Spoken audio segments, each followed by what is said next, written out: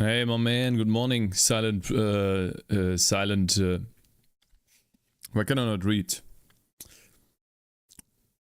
Takum Jakum. Good morning, bro, as well. Hello, guys.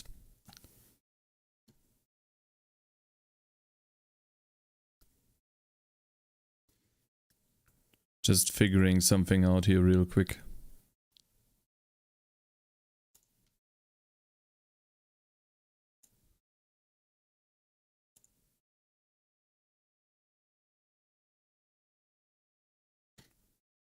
There we go.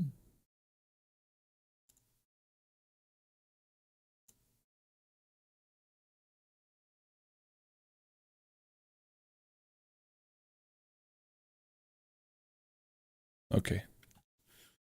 Good morning, guys. Good morning. Damn. There we go. Everything's set up. I'm happy. Man, I have to say, I've been, you know, I know I've talked about this yesterday. I've been following along with Pirate Software's pop-off of YouTube. No? It still hasn't stopped. I wonder how far this will go. It's currently sitting at 185,000, which is huge, really big. And it's all because of the shorts. It all originated there. So really nice to see. I'm currently actually working on my shorts as well. But I don't have a short for each day like he has. So I will try to collect. Good morning, guys. Pork, one viewer. Hello there, I'm Emo.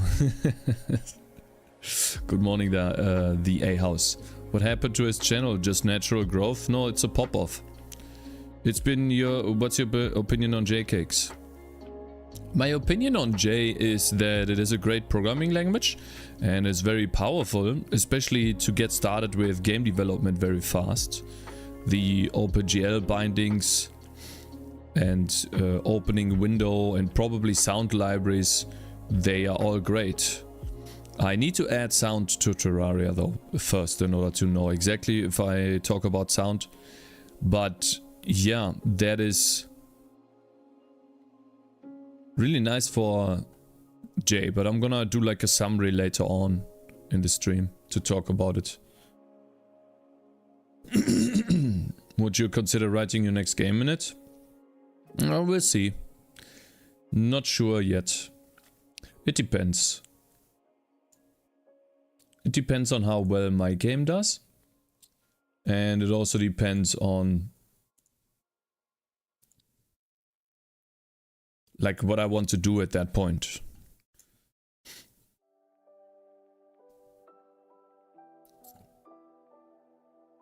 But I still want to make my 3D game. That would be great. But maybe I want to like do it differently than what I'm doing now. As I'm programming on stream right now all the time. And maybe I just want to change my content a little bit. To do something else instead. Or to merge that with something else. It all depends on what the future brings. Like for example, right now what I'm doing is programming on the game, and then I'm also programming on other games that are actually not related. What would that something else be if not programming? Gaming? Oh shit, of course I can't. But let's put it like this, then I should hear vibrations. So non-dev related? Yeah, maybe. Right on, yeah. Something like that, exactly.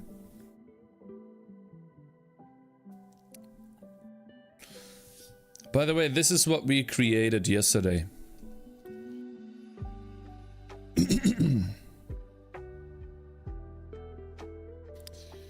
That is lighting. Looking good, thank you. That is lighting in the game. That looks lovely. Hey, Cohen, Codes. Hello there, thank you very much. Took about 3 days and 3 failed attempts before this. What I'm mostly curious now, Jonathan Blow is here? Nah, probably not. What I'm looking at now is mostly content creation, because Pirate Software hugely inspired me to, you know, focus more on YouTube. It's so cool to see this pop off, you know, at first hand, especially from someone that has been doing this for literally years. You know, he had, like, at my trajectory, I would be in the same position Pirate Software was a couple of months ago, sitting at 10,000 subscribers after like 4 or 5 years of doing YouTube, which is exactly where he was at. The flames on the candles should move a bit. I love the little fire. Yeah, maybe they could be animated, but this is not really some of my concern at the moment. Cakez, you can defend my tower anytime you want. Evening. Hello, Hanso. Hi, good evening. Yeah, it's really cool to see. I didn't think I would enjoy making content so much. It's awesome. And the type of content that I want to do, I'm getting closer and closer to it. It's really fun to see. It's awesome. I didn't think that I would have almost more fun doing YouTube stuff than Twitch stuff. Twitch at the moment is just something that I do. Oops, wrong click. So I wonder if Aseprite made any sounds.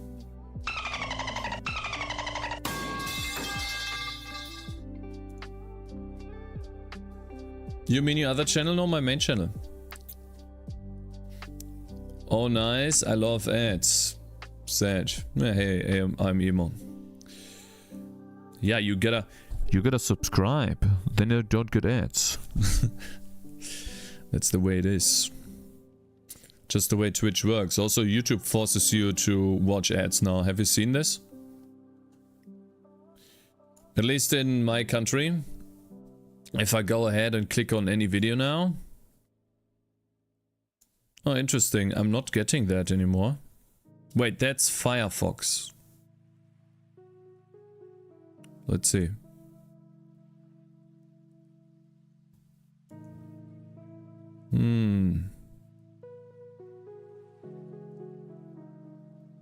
Well, that's weird. Should have used your Prime on Cakez. True, yeah. I got a different problem earlier on, but I guess it's gone now. I couldn't watch anything. No sound though? Okay, I'll fix that. This is right here. Now you should have sound. Yeah, no sound. Really? You should have that now, right? Anyway, so apparently I can't showcase this, but I got, like, I watched 3 YouTube videos, and then I got your next YouTube video. You can't watch your next YouTube video anymore because ads, blockers are not allowed on YouTube. Have you guys gotten that? Apparently this is gone now. I can't showcase it. I wish I could have, but yeah. I was close to just disabling my ad block. uBlock still works. Well, it didn't work for me, but maybe it just updated itself. My partner got it, but I got premium because I'm a baller. Yes, you are a baller. That's true, Reticide. So yeah, anyways, I just like seeing this YouTube stuff develop. It's awesome. You know, and he didn't even change the thumbnail, and the 400 people watching, he had about the same amount of people watching as I had before his pop-off. He had a little bit more, obviously, because his channel was bigger, but it's just really cool to see, a good experience that keeps people. You know, for example, if you take a look at live, right, I'm just really blown away by this. He had about 400 views, 300 views, 400 views 900 views. A couple more views than I had on a 5-hour stream. But not that many more. And it's just really cool to see that this is when his pop-off started happening. You see that? 27,000 views, 16,000 views. It's just crazy. And I wonder how far he goes. Maybe 300,000 subscribers, maybe more? Don't know. Good morning, Cakez. Aseprite, good morning. It stops working sometimes as uBlock, but uBlock is fast to update to fix it. I see. Anyways, that's basically my inspiration. So I don't know where this goes from here, but I find this really interesting and inspiring, especially for me. And yeah, I want to work on some tower defense today a little bit more, and then we're going to finish J today. We're going to finish the Terraria clone in J. I'm gonna make a bigger map, going to add in collision and sound. Hello sir, are you doing better? Hey Wombots, good morning. Thanks for asking. Yes, I am.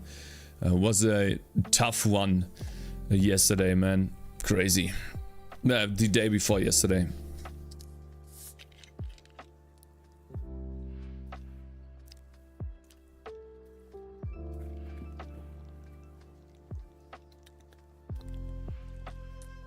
I remember less than 100 views on Twitch at his channel, but I unfollowed for some reason. I don't know why.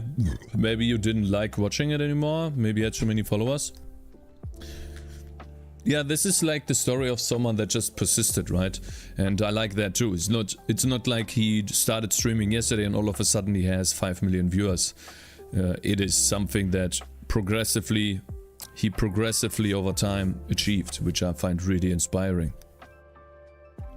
Now he definitely has the Blizzard advantage, right? Being able to have experience about being at Blizzard. I don't have that, but that doesn't mean that that's like an inherent advantage. It's definitely knowledge, though. Really cool to see. So yeah, anyways.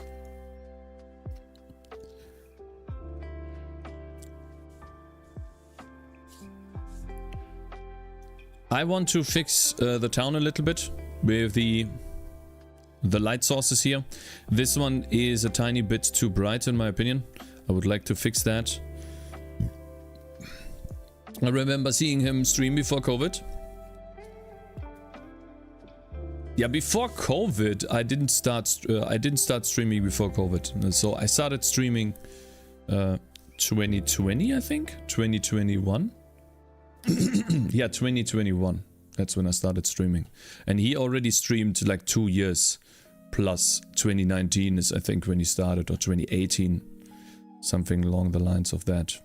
Back then there wasn't even a software and game development category. Excuse me.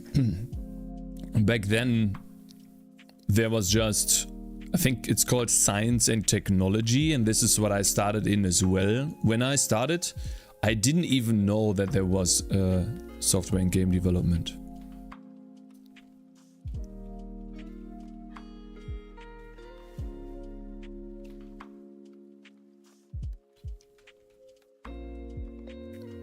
Cakez, my brother. I'm here another day. My man. Zen, good morning. Yeah, they had a weird tag system in science and tech.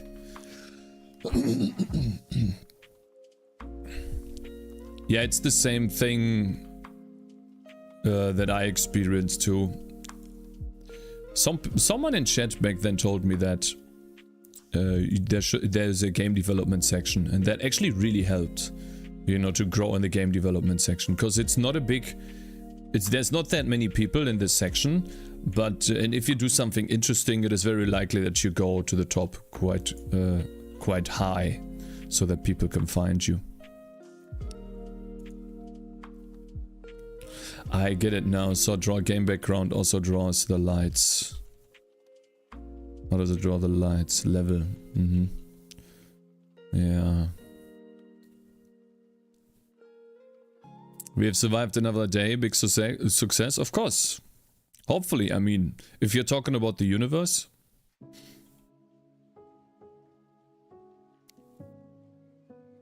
Okay.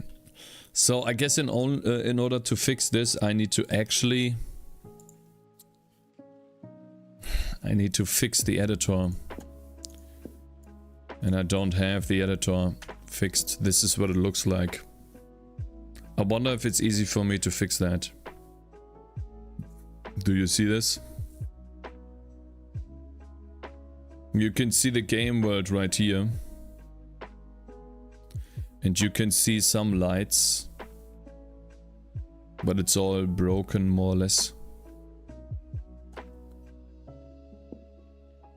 There we go. Now we see the foliage all over the place. Oh, I can move the tree though. Actually, I can't. It's even in the wrong location. Oh wow, what was that? TCAP streams all night now, so to not stream the same time as you. What a thoughtful person. Really? Would have loved to talk. Would love to talk to him again though. He's sleeping then when I stream, right? Alright, I guess we fixed this menu now. This is the level editor that we're looking at right now.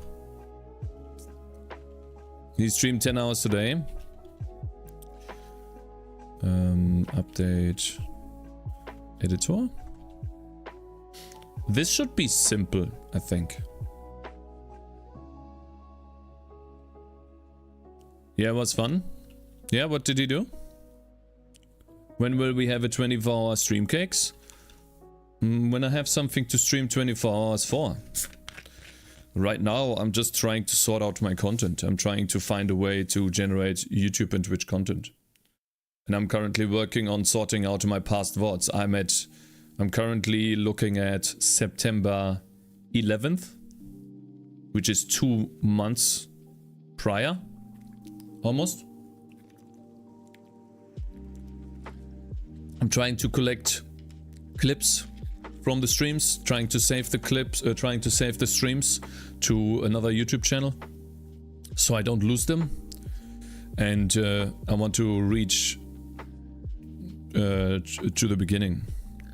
Draw the game background, game offset. What is this game offset we're talking about here? This is a pointer in the editor state. Well, we can take this, we can turn this into a static.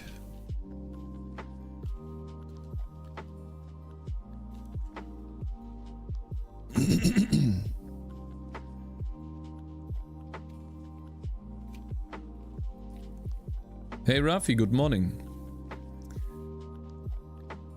Will you ever return to Godot? Maybe. Maybe make another game in it, yeah? Why not?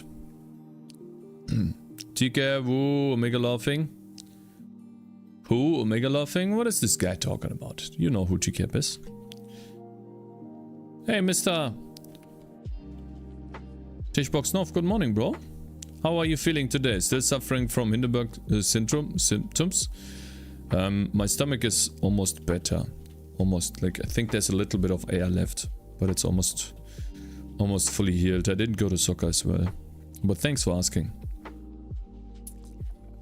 Let me see here. Layer background, game background, draw game background. I guess it's always drawing. Wonder what happens. Okay, good. So I suppose what we want to do is change the camera's dimensions in this editor state. I wonder how that will look. So let me see. Is it game state? It's probably render data. Game camera dot dimensions is 1080p. No, what? 1920 by 1080. What happens now? Wow, look at this, guys. Crazy.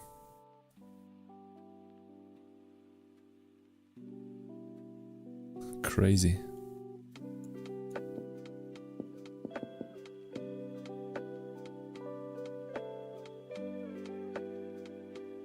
What is this? Goodness. Much better, yeah. Actually not.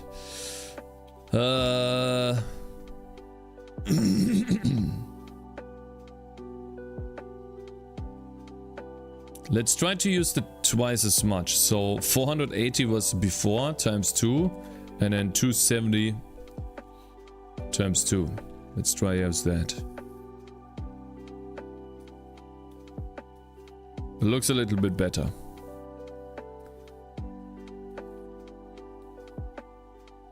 Never heard of him, Cap. Oh, we're doing editor work today? Yeah, I want to fix the editor so I can... It's mostly about the lights that you see. I'm actually back to tinkering with Godot, trying to make simple 3D TD game. Oh, 3D. Ah, good luck, man. Man, I wish if this... I wonder if this ever stops.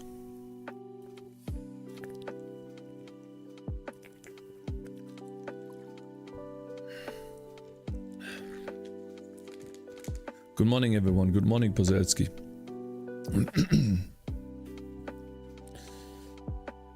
Yeah, this editor was drawn. This editor was drawn back then when I had a different type of rendering, and therefore everything is broken here.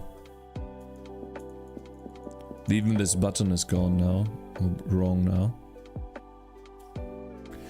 How do I... Where do I begin with this? I guess we now draw the game at a certain offset. Someone gifted more subs than I did? Oh, you mean Pikachu? The Trutor?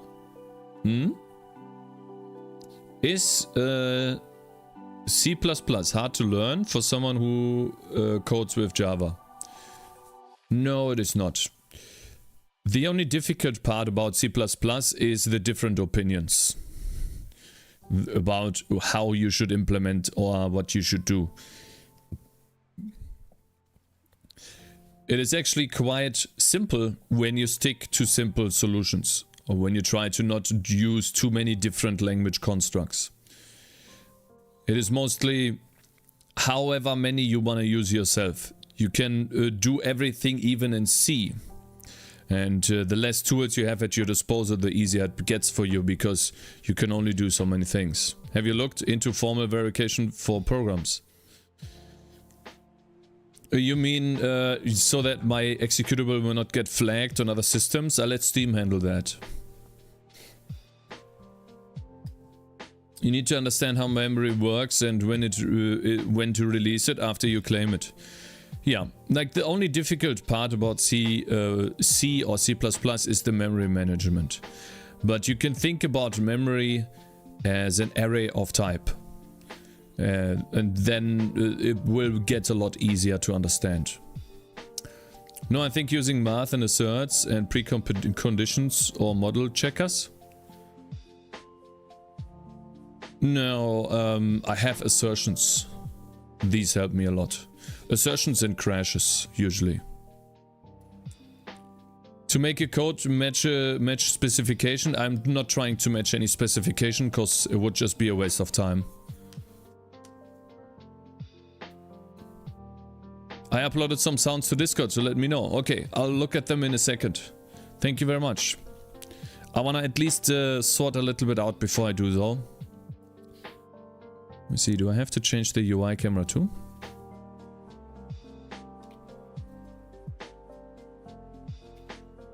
Wait.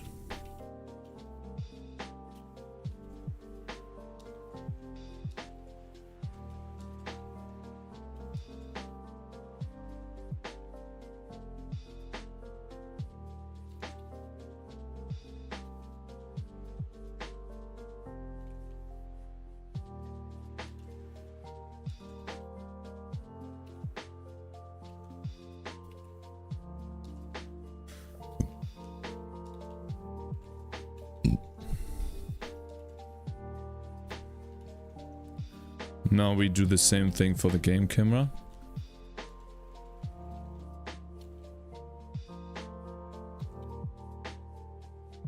No, oops, wrong one. Game camera. All right. Let's see what happens now. That is what I was expecting. The buttons are still actually, the buttons work, which is nice.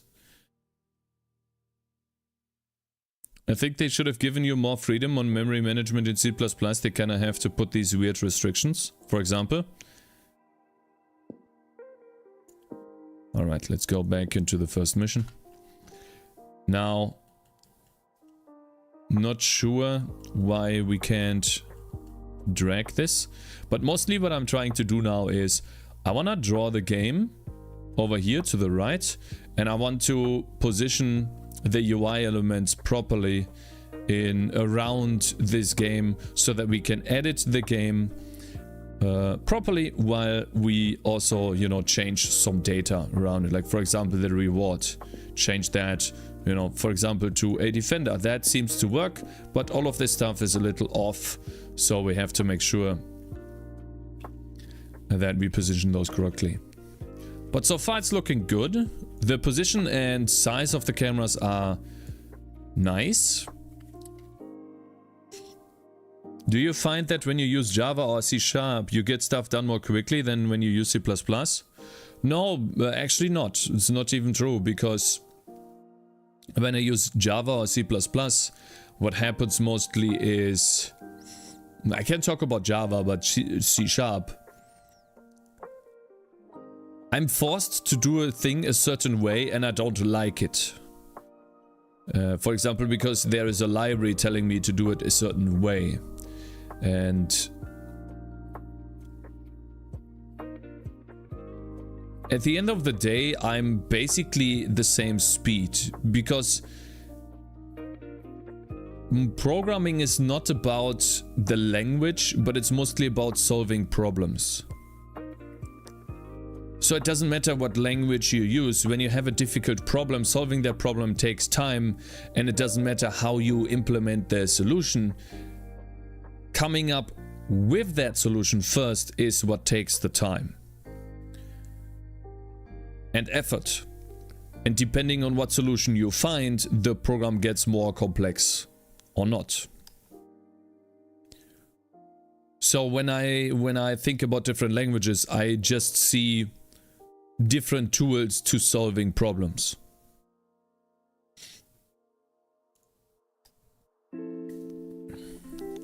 Are there resizable windows in your game, like inventory maybe? Nah, I don't resize any windows. There's no need.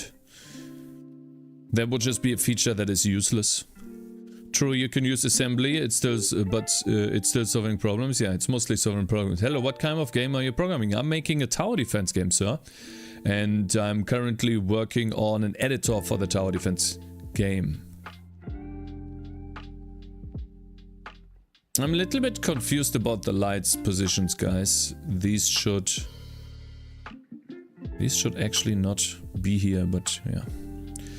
Let's see. Let's begin with one part. Okay, drawing the game. Okay, we drew a box.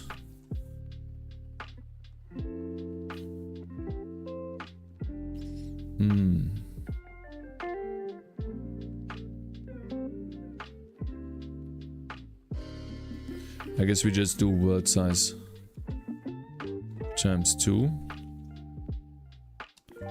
here as well.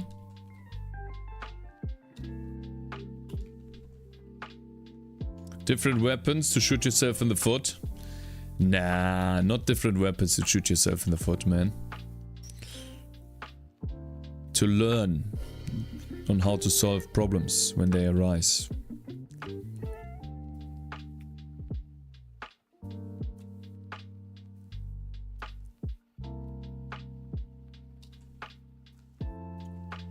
Let me see, can I have a box here?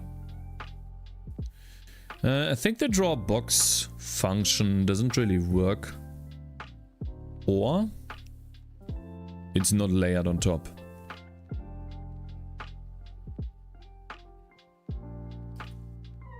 That sounds great. Are you a game developer or is it your passion only? Well, I consider myself a game developer only when I release this game. Currently, I'm an aspiring game developer, I would say. Now, I do develop games every day and I earn money doing so, but I'm not earning money by selling games per se, mostly. Aspiring game dev clown, shut the fuck up, bitch. Fuck you. That is rude as fuck.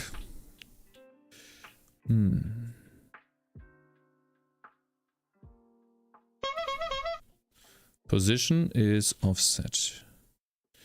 Yeah. Let me try something. Yeah.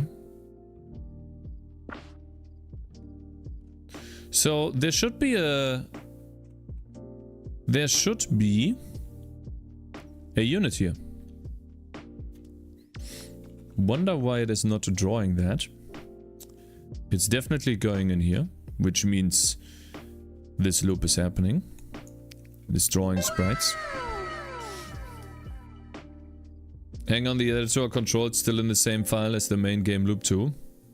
Is the editor controls? Yes, of course. The editor controls is in here. 100%.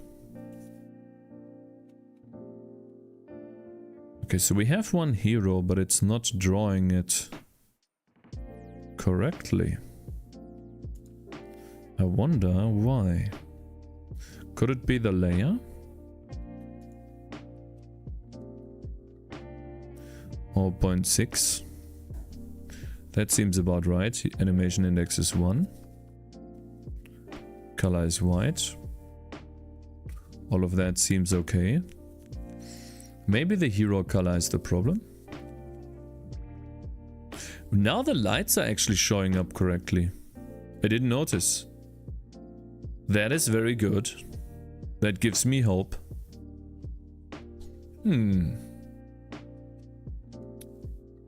Guys, let me quickly run 3 minutes of ads so we don't get ads for like an hour, okay? You got the blend right in the end. Yeah, it looks really good, doesn't it? These are lights that I really like looking at, and I can change their color. Town on an ass. Yo mama's ass. Hello, Mr. Push. Good morning. So I'm not worried about this, but it seems like maybe the position is off. 200.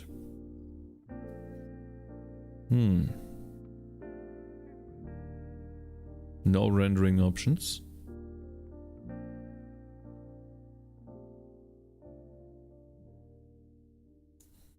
I think I need to inspect this with RenderDoc to see why it's not showing up on top here.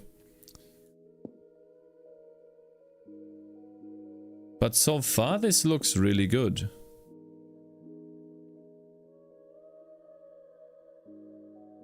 It's drawing the foliage on top almost perfectly. The only thing that's missing is these shadows are in the wrong location. They're a little bit off. But the rest looks really good.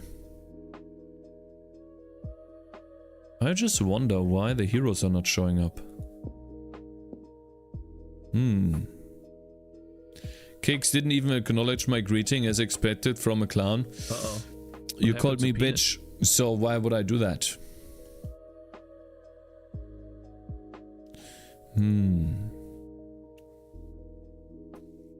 I always get the same fucking ad on your channel. It's been weeks. Let me think. Yeah, let's start. Instead of thinking, let's just start RenderDoc. I don't know why it doesn't show up. It could be that maybe... Yeah, I don't know. Let's play. First game, first level. Oh yeah, let's spawn a unit. Out of touch? No. Mr. Elmido is gifting 1 subs to the community. Gotcha, Thank you, Mr. Almeida. Thank you, and thank you very much for following, Jake. Good morning. RenderDoc leave. Is that a wordplay? Very good one, bro. Render doc leave. Alright, let's try to see the texture pass. What happened here? Or what happens? We clear and then we draw an array. Huh. I guess... Oh goodness. This is gonna be annoying, is it?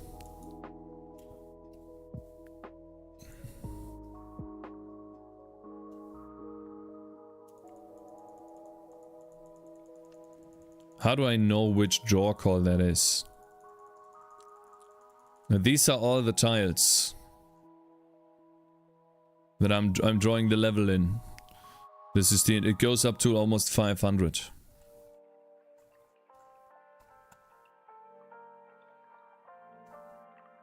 Professionals watching Cakez learn C++.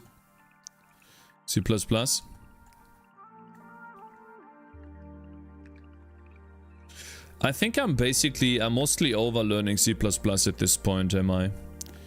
At this point it's mostly learning how to make a game. And fixing old like rendering issues. Alright, let's see. So where was my unit? How do I know if my unit was drawn? Oh my god. Let's see. This could be the unit, I don't know. Or that one, or that one. Difficult to say. Hey Prodigy Art, Hacker FYI, good morning. And hello there Ninx, good morning. How many games are you working on? I'm working on this one game and for fun I work on other games too. But it's mostly this game.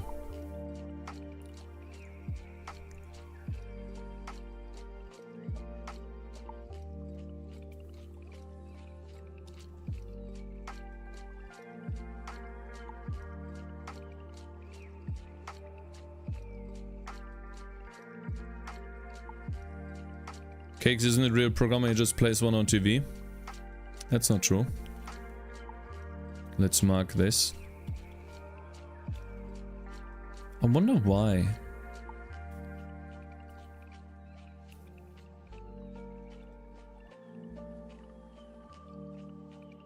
Entity. Position, draw sprite, material index, layer.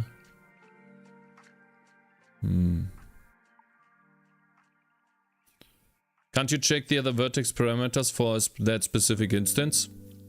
I don't know how to do that.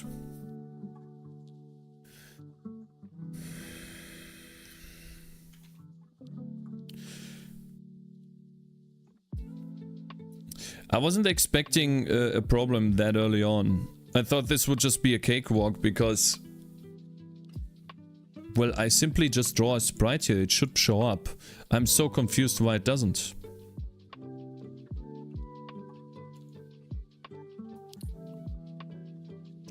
I don't understand. Well, now it doesn't even draw a sprite. Does it draw this? Oh wait, I'm not debugging. Cakewalk.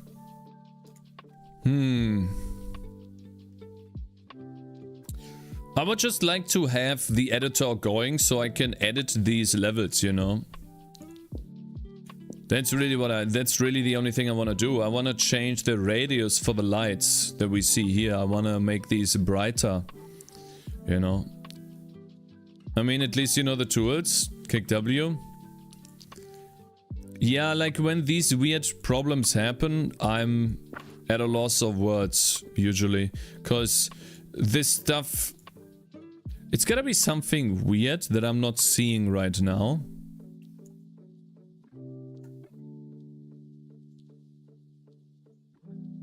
Because to me this position looks good, you know.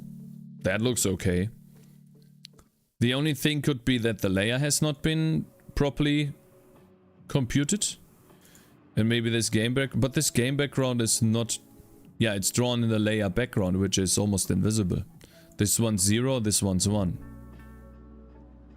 Cakewalk is an actual company that makes music software, really?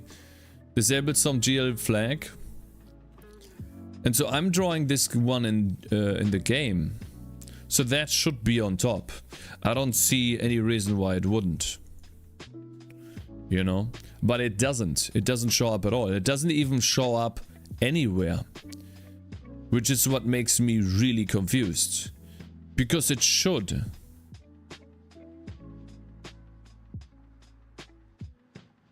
That's what it makes... It's a little frustrating because I have absolutely no handle on whether... Maybe UI?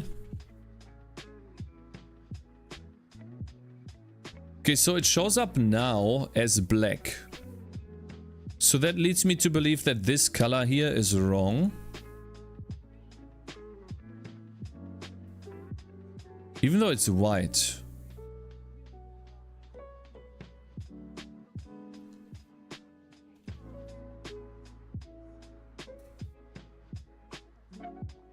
Or maybe this is just additive color.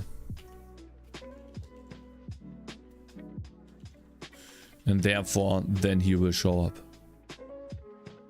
I think that was the issue. The sprite was just invisible. So, fun story. I saw some of my classmates' submissions. The manifesto. There we go. Awesome.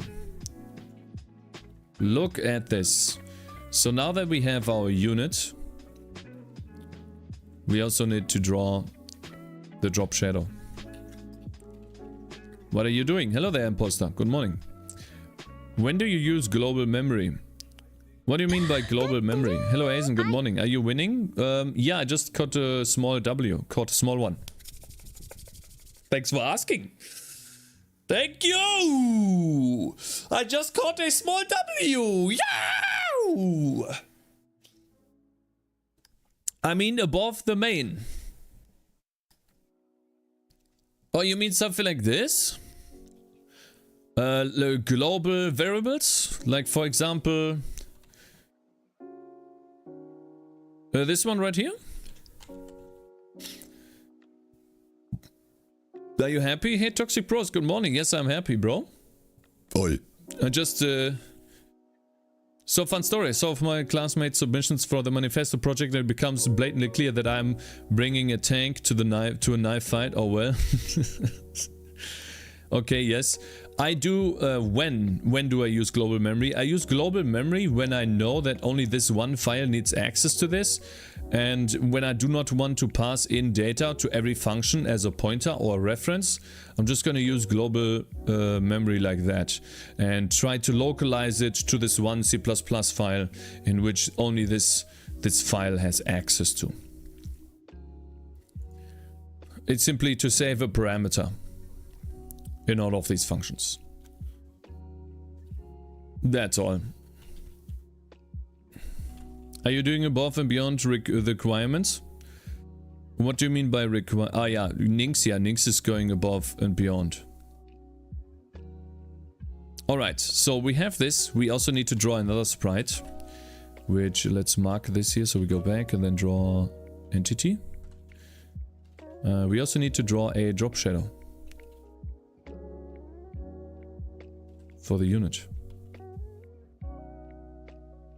Gotcha, bitch. Hey, my man, thank you very much for following.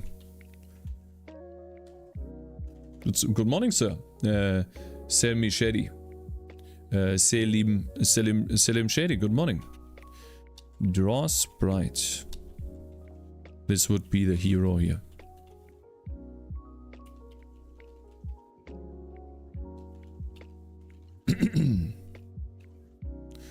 Alright, let's see what happens. Cool. It is not transparent, apparently.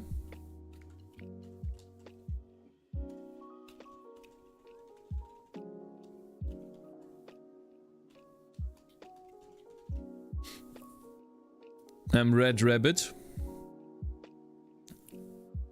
When do you, why do you not want to share globals across files? I actually do that.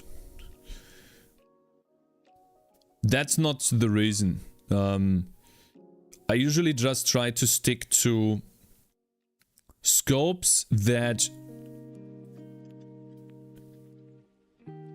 My idea of programming is or my idea of access to data, aka globals and maybe non-globals, is that if a function needs access to this one variable and needs to change it and it needs to be persistent, then I'm creating it inside the function. So for example, if I have this drawBox function and maybe this drawBox function needs to have like a static int box counter for something, this box counter only needs to exist in this function, but maybe you need to make it this box counter only needs to be in this function, and maybe this needs to be increased for however many boxes I'm creating or drawing, right? And so this would be some sort of, you know, global variable, but only for this one function right here. And so I'm trying to keep this access to where the data needs to be. And so whenever I create a global variable, I try to limit access to only the functions and the files that need access to this global. You know, and that is, in the case of the GL renderer, this GL context, OpenGL context that I created, which holds a bunch of IDs. This is just accessible in my GL renderer file. And the reason why this is global in this file is because every single function in this file needs access to this. And so either I can put it in a parameter, or I can create a global, and I'm a little bit lazy, so I'm adding it as a global.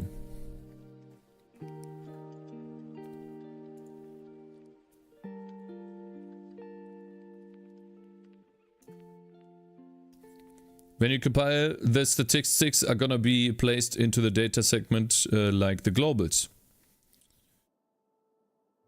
The data set into the data. Yeah, globals are inside the data segment. That is true. Inside the executable. Let's get rid of this box counter though. Lol.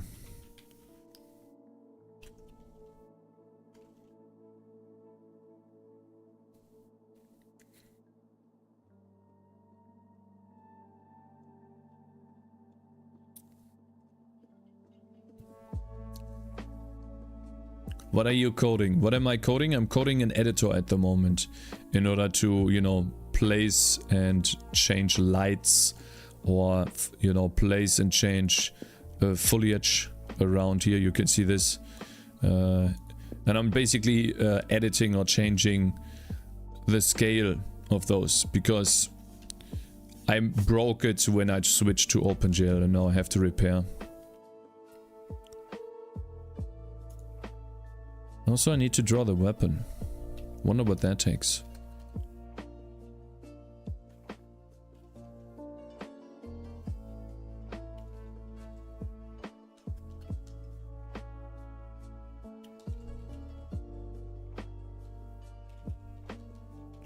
Wonder what happens when I draw the weapon. Does it look good? Wow, look at this. Now we have the weapon showing up on the unit. And we can start adding in the enemies. We can draw those now as well. And it looks like it's gonna be the additive color here. That is the only thing I need to change. And then obviously the drop shadow. Need to draw that too. This would be enemy and enemy here. Awesome. Cool, we're making good progress now. Now I can actually swiftly go back into the game, play a little bit, so that there's actually enemies spawning, and then we switch back to this, and we can see one enemy approaching here and the unit standing here. Very nice.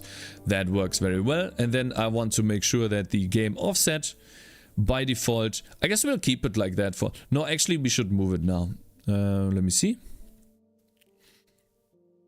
Game offset. Let's put this at 240 and 120. Let's see what that looks like. Yeah, I mean, maybe. Maybe that's a good idea. Globals are accessed with a 4-byte offset from the instruction pointer. If your function is small, you could set your code page to the executable and alternate between segment to use 1-byte offset. I have absolutely no idea what you just said, Green Rabbit. You seem to be very knowledgeable about this stuff. I just know that the static is just statics are in the executable inside the memory. That's crazy though.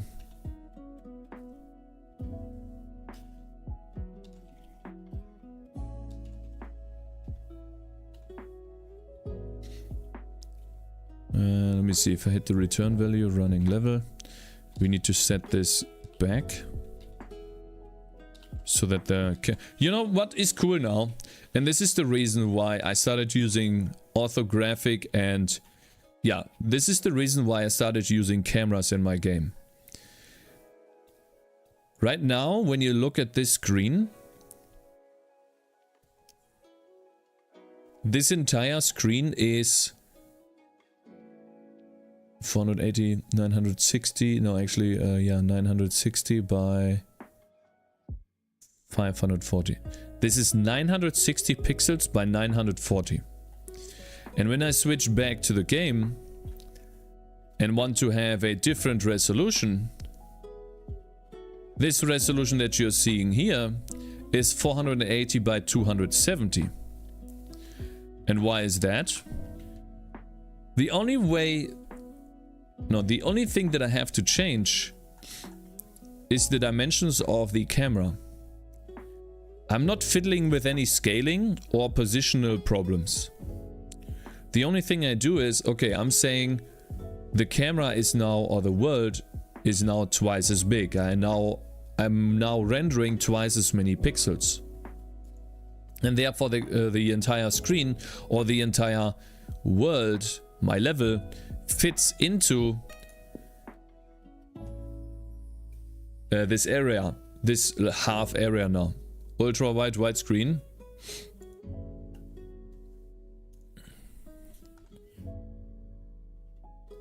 And this is the reason why orthographic cameras are so powerful. Because the only thing that you have to do in order to, you know, shift everything to the left or shift everything to the right or zoom in and zoom out is you need to change these cameras. You don't need to change everything else. But okay, let's go back. There seems to be some issue with the shading.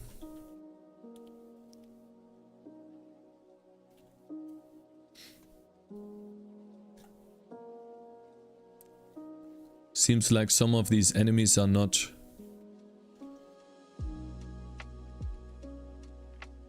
drawing their shadows properly. Ah, I see now.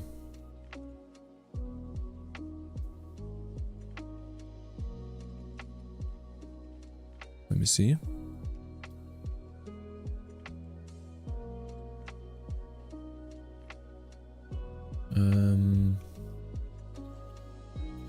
This one has to change a little bit. That is plus game offset. I need this game offset here. And the same thing holds true for this.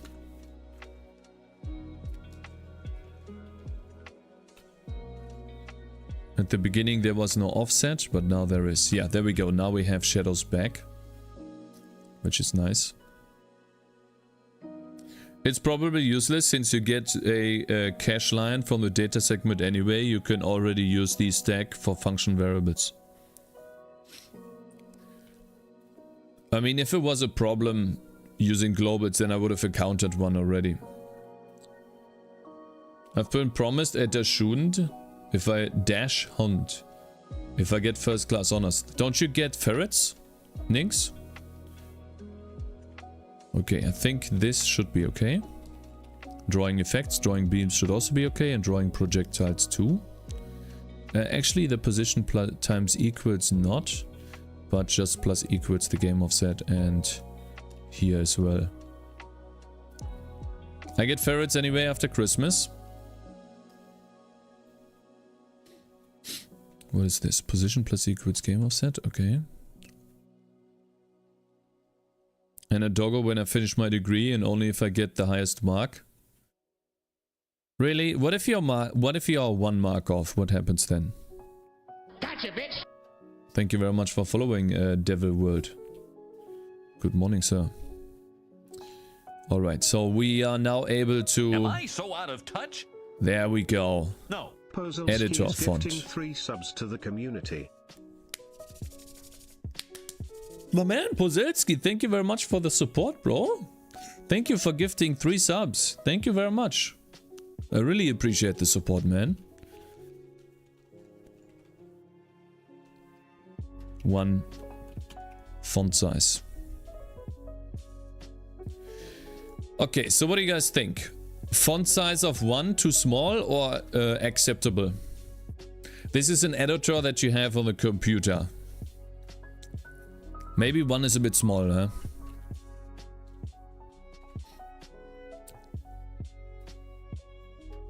I think this one's good enough.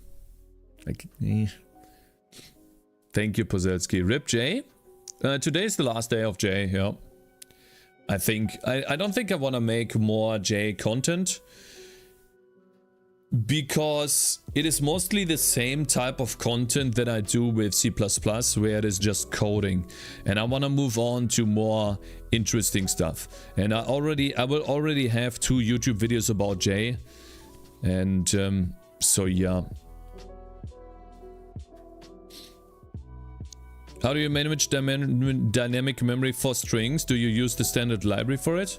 No, I don't use dynamic strings. That's how. What I have is static strings in a file, in a C++ file. And that's what it looks like. I'm trying to stick to as minimal memory management on strings as possible, and I serialize every single string as a character array by, you know, basically defining them in the C++ file. And so when I have, for example, a string that is called show options, I just hardcode the show options into the C++ file. The cool thing about this is that C++ files are actually UTF-8 format. You could see this. Well, let me move my camera.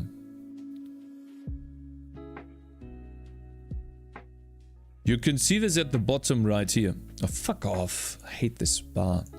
You could see it at the bottom right here.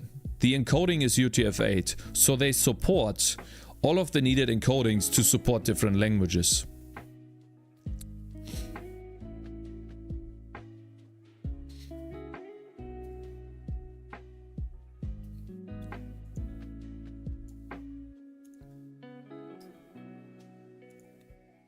And so in the future, what I want to do is find a way to support different localizations by adding in, you know, different languages into the C++ file and then converting them into proper characters to be drawn on the screen. Good morning. Hello there, Kagenet. Hello.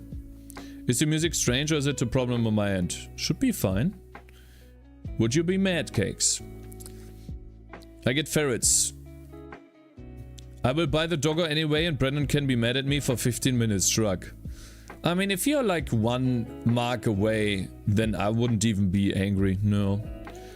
I don't think he'll make 15 minutes if a puppy is involved, yeah. But I'm waiting up as a possibility. Would you be mad, Cakez? It depends on the situation, to be honest. Let's say we are... What is this? Let's say we are in a situation where...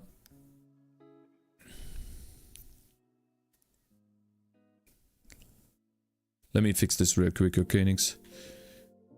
I need my brain for that.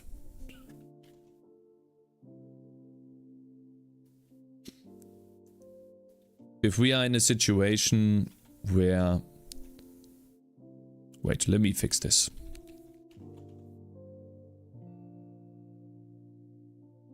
Oh shit, I can't change the position of the hero. And if I put it on the stack... Maybe I do a static entity and then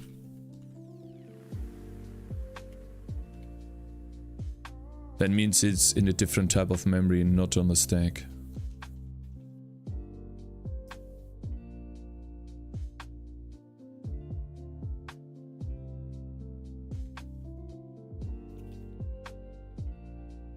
I think it would always depend on the situation now that I have my brain again.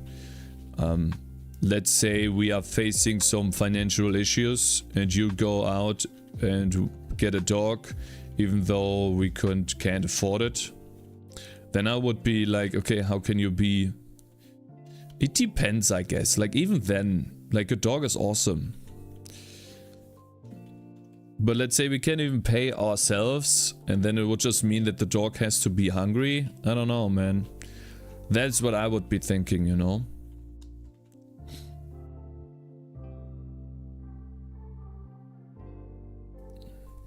I really like that Java only has pointers. Do you though? You have to understand exactly how Java handles the memory in order to know what's happening. Because that is what happened to me. It's not Java, but in Go.script. I was using what they call their resource. And that is a bundle of data. And that bundle of data could be added to a node, which for example would be an enemy. And then I take that enemy and create two instances. And now both of these instances were holding a reference to this data. And therefore, if I change the data, both of the instances would see the changes. And I was expecting both of these instances to have two versions of the data so that I could change the data on the one thing and it only affects this one instance, you know. And so you need to know exactly how Java operates in order to understand, well, okay, why is this happening right now? So, and it's oftentimes it is behind your back. You don't know exactly what's happening. Isn't that with C++ also? No, with C++ you explicitly state, is this a reference, is this a copy, or is this a pointer? You can also state if it's const. I don't know if you can do that in Java, but you have options and you need to differentiate or need to choose from these options. The plan dot. But I don't think I would be that mad, no, because it's a dog, and dogs are cool. But if we couldn't feed the dog, then I would be sad. I would be more disappointed than mad. I wouldn't be mad at all, actually. I would just be sad. It would be a trust issue, for sure. If we specifically say, no, we can't do it, and then, you know, my partner goes out and does it anyways.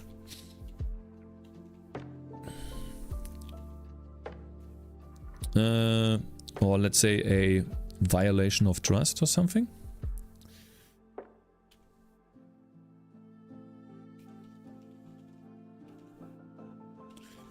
How about we put this here?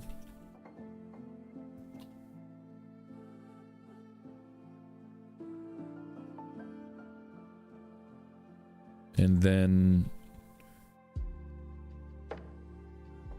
we just use the position origin here, and then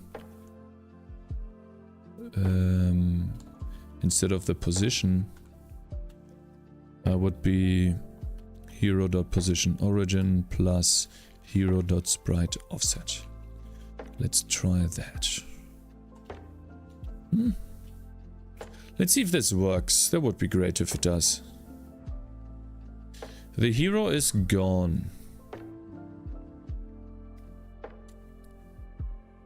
That's weird. Why? Just agree to have one? Yeah, but you need to talk about that, you know. Sharing pointers. Cakes, we can afford to keep the dog and insure it. Just the initial purchase we need to save for. And I want a particular one, I see. I would still talk about it, to be honest. It's more trustworthy that way. It binds you more to like one unit. Is there a reason the overlay is gone? Did it begin to annoy you? Which overlay are we talking about? Cakes, Ace and Riz.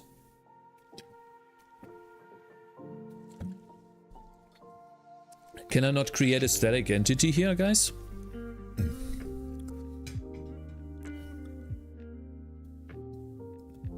The text on screen. Oh, the chat. No, actually I forgot to enable that again.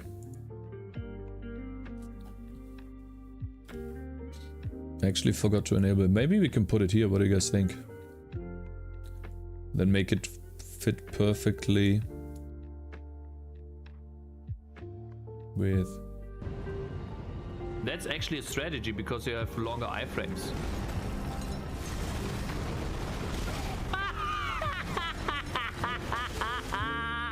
Heal your mother! Oh. Keep spamming your attacks! Yes! Bro, keep spamming them! Boom, boom, boom! Okay, bro. This boss was fucking annoying. I hated that one. Really annoying boss. One of the most annoying ones. One of the most difficult ones, for sure.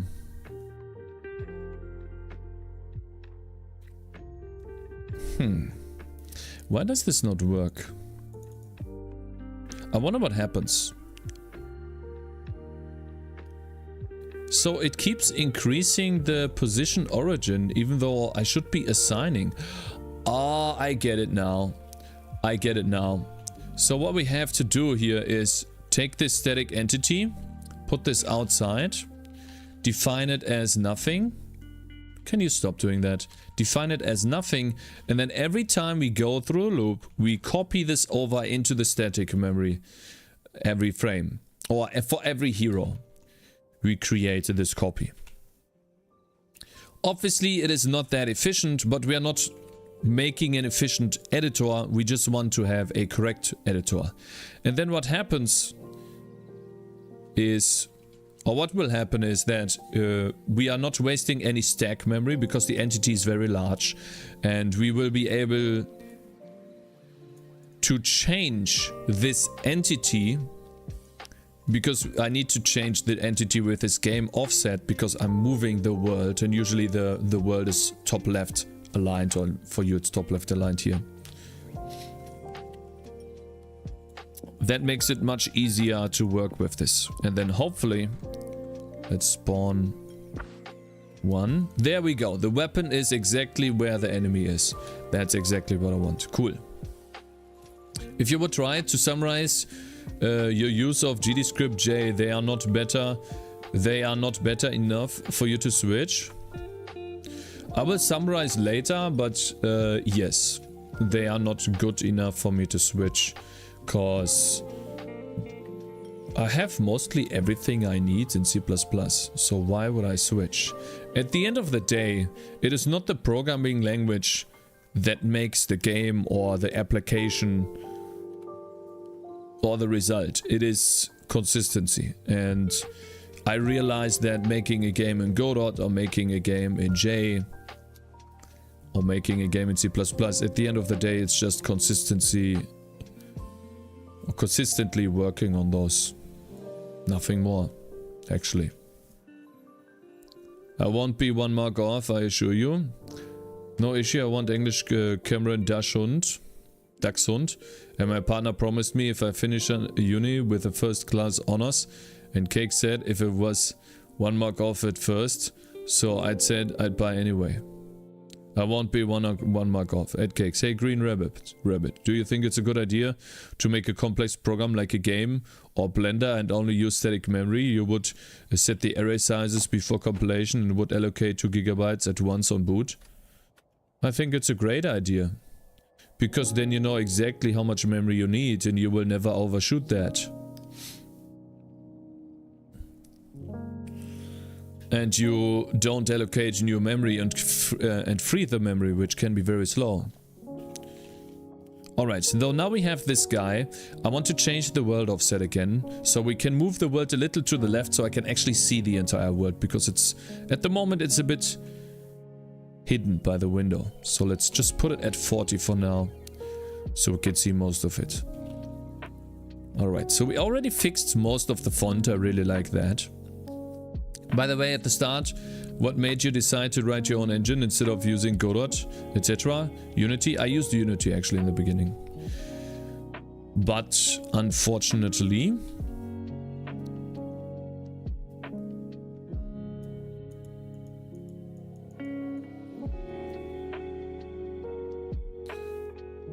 Unfortunately, I wasn't making any progress because I was so inexperienced.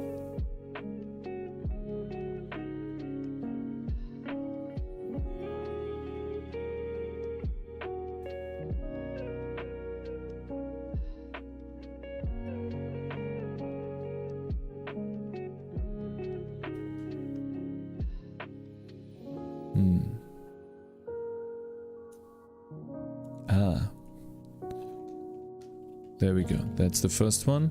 And then we go into the editor state and get rid of this game offset. And then we don't make any errors again. Will give us how many errors? 1. Ah. We don't need that at all. Is that it? Okay, I think I have to restart now. The reason why it shows C++ in the beginning of my journey when I wanted to make games is because first of all Unity didn't work out for me. I tried and I just lost myself in Unity dots, so that was my fault. I wanted to make an efficient game in Unity. That was problem number 1. You don't do that. And second, I realized I wanted to learn. I didn't go to school for games. I didn't go to university for games. I had a C# or I had a computer science degree, but I didn't know programming at all. And so I was like, if C++ is the main language used in the industry, then I should learn that. And so I took it upon myself to just learn. Learn as much as I can over a bunch of years and then see where I get. And the only rule that I told myself that I will follow is consistency. I will stay consistent. I will be there every day, show up, do a little bit of coding, do a lot of coding, however much I feel like doing. And that's the only reason why I chose C++ to learn. To learn, and then maybe if it fails, I can go and get a job in the gaming industry. If you plan a little, then the best way to be productive in a program is to just keep working, because your work accumulates, and just keep building on top of your previous work. Yeah, that's called consistency. Yeah. Alright. Okay, so now that we have this, let's quickly switch back. Bloop. We have two units here. And I think we can now work on foliage. Let's see. Let me see. Draw heroes, draw enemies, draw effects, draw beams, button origin, draw paths. Okay, now I don't want to have any button origin or something. I just want to hard code this, I think. That's a big one. Oh well, I think I want to skip this first, paths. Can you do functional style in C++? Maybe you can, but why would you do that? Zian Mob, thank you very much for following. Welcome. C is beautiful, C++. I think programs with debug themselves will debug themselves soon. The trick is to use static memory and assertions, record execution and analyze frame average to find anomalies, then JIT fix it. I don't know. I think we are still far away from that. Have you taken some example interview questions for a C++ job to see if you learned what others expect people to learn? I have not, but I would like to do that in the future. It could be a fun thing. I think I'm gonna do this when my game is out, when it's released. That would be a cool thing to do. And see, say like, okay, now I have released my first game. Let's see if I'm actually fit for a C++ job, right? I did an interview only at C++ for ARM. And how did it go? Or was it just online? Okay, let me see. Draw UI text. Button origin. I think it goes a little bit too far. And the buttons are a little bit bad. So for example, button add path 16. What is that? plus P. We can just do a, let's see, assets. What type of buttons do we have? Button back, continue, home, play, cork, sprite, speech button, close, confirm. I guess we could make a button for plus.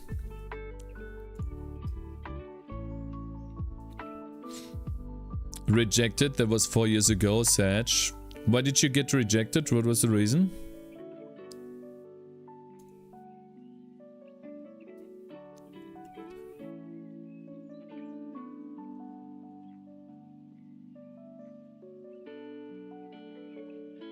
I need a plus button.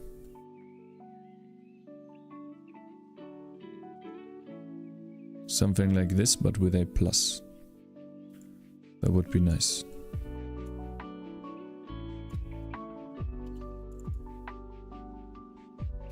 A green plus would be good. I'll need that for more than just the editor.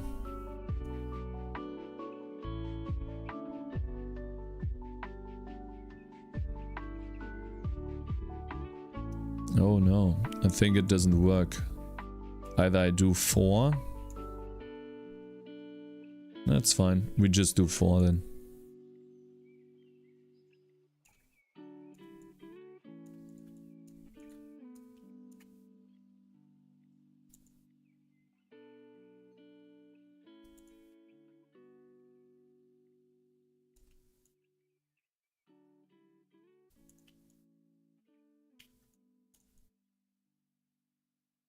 Okay, I mean that looks like a medipack, lol. I thought C++ was fun for years until I had to spend one sleepless night to understand downcasting with dynamic cast, smiley face. Well, then just don't use dynamic cast, then you don't have to understand that, lol. Maybe you have been forced to understand it, I've never used it before. And I'm fine. Why would I use that? You don't have to cast things either.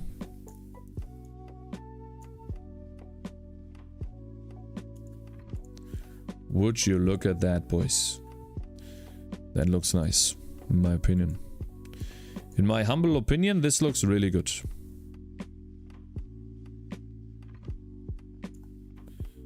Alright, we have our first plus button. Let's add that in.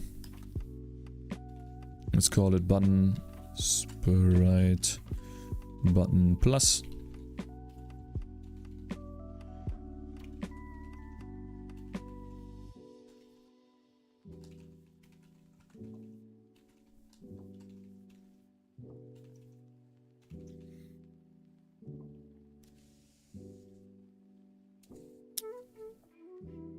Awesome to hear that you're not railroaded into one style or approach. Sounds like C++ is going to be fun. For me, it's a lot of fun. I don't understand why you have to do certain things in a way. For me, it's just, you have a solution, okay, fine, that works. Who cares how you get there?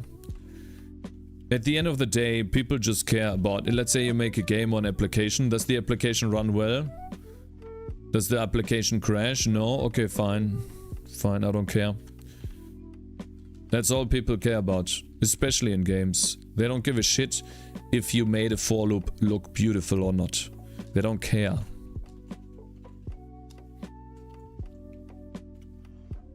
They won't even see that. What they see is on the screen. Looks like candy.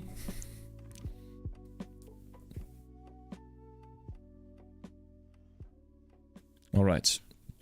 Alright, so why do we do this plus button again? For this editor, right? Gotcha, bitch. Look at that. Really looking really good. Zabi Best, thank you very much for following, bro. Let me see here. Let me try something.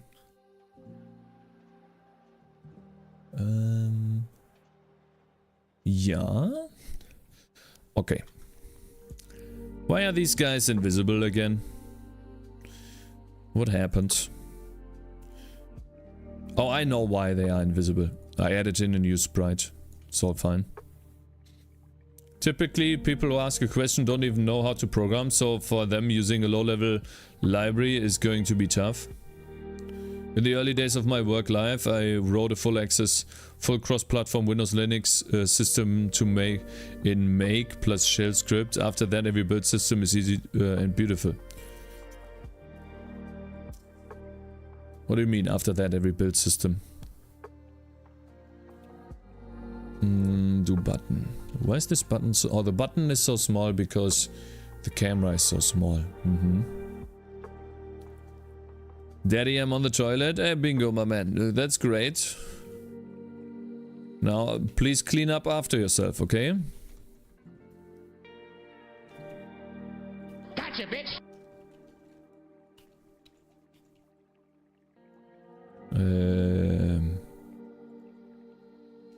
Sprite left. Yeah, button left, green arrow.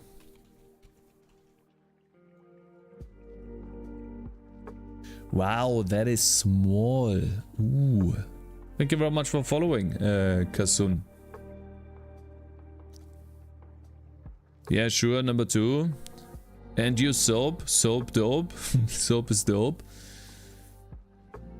It's for the CMake hater here.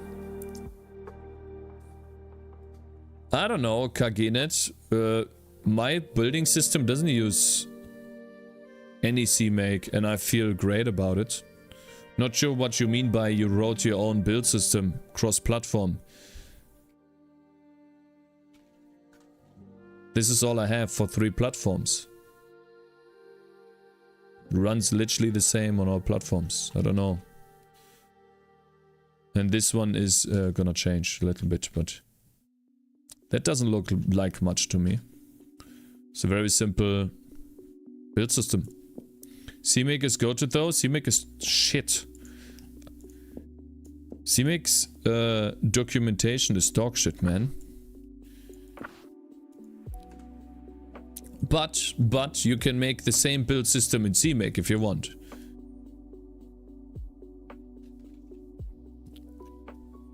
And maybe it's as fast. It is as fast as this as well. Sounds like a skill issue? No, the reason why is because typically CMake uses incremental builds, which can slow down a lot if you have many files. Let me see here. We have the right arrow, we have left arrow, left green arrow, and then we also use right arrow.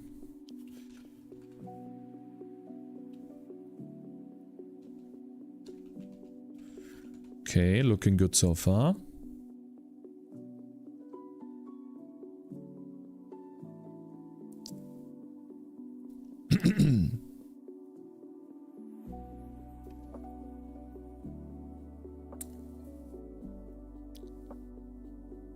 Coming from C# to CMake was so overwhelming I had to buy a book. What the fuck? See, a build system should never be a book. This is what I like about Jay though. Jay just has a compiler and you're done. You just invoke the compiler. Okay, let's see. Paths should now display us all of the different paths in the level. But it is not showing me a box. Vector has a length of 0. Okay, that's bad.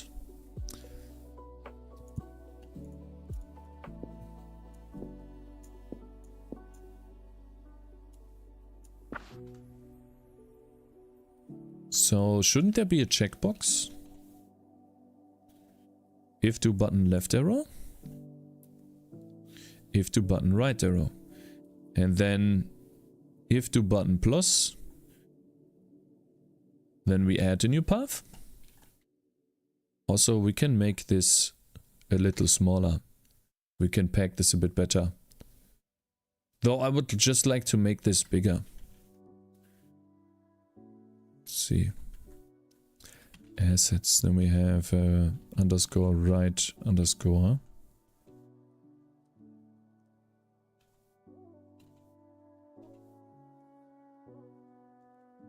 It's 10 by 12. The only real benefit I see in CMake is it can allow a team of developers to use their preferred IDE and use the built-in IDE compile and debug process.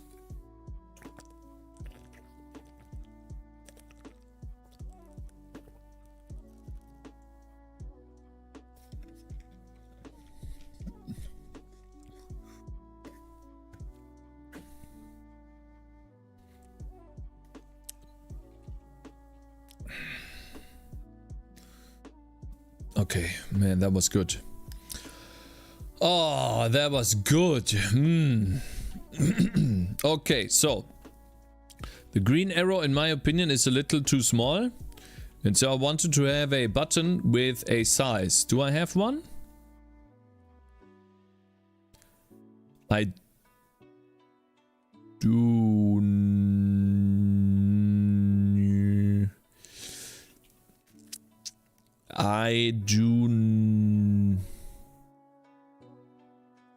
Oops. I do not.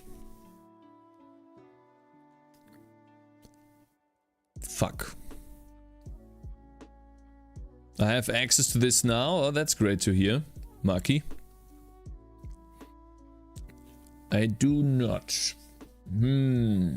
What if I wanted to have a button with this size though? Because I want to make a bigger one. How do I do that?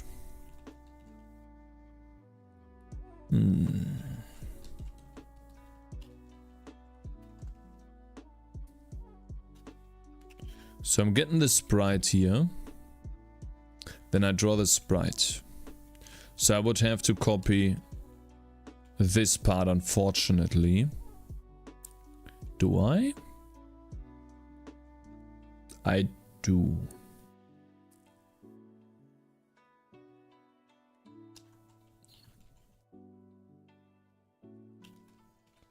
I would draw it like this, and then I would do a button. Make the button invisible. Yeah, that sucks. Unfortunately, but I guess I would have to do it this way.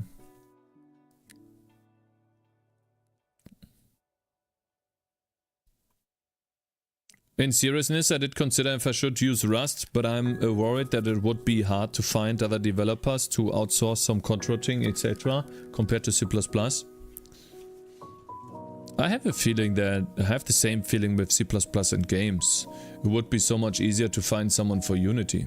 Isn't that correct, guys?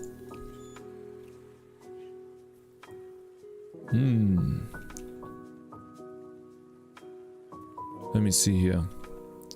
Now I should be able to draw a button with a size, so we can turn this simple button call to an array, where it is 22 by 10, by 20.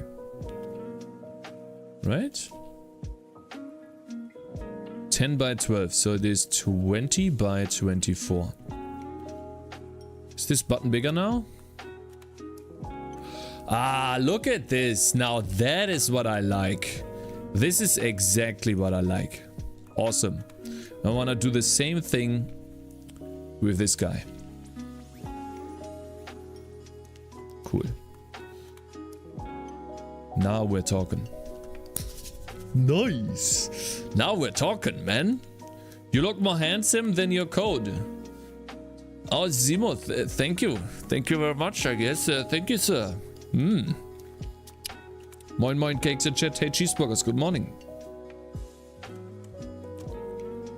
Would be easier to find Unity dev. That's a fair point. Yeah, it is easier. Yeah. There's just so many of them. Maybe not so much Unity anymore, but mostly Unreal Engine now, I guess. And Godot. Okay, now that we have these draw paths. Why is there no path drawn here? Why is that?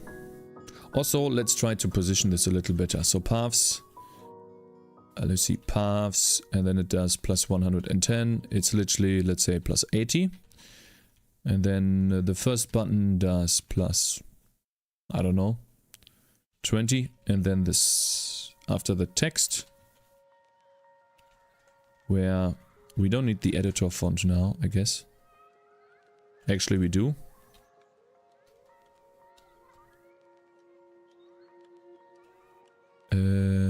I guess we can do 20 as well.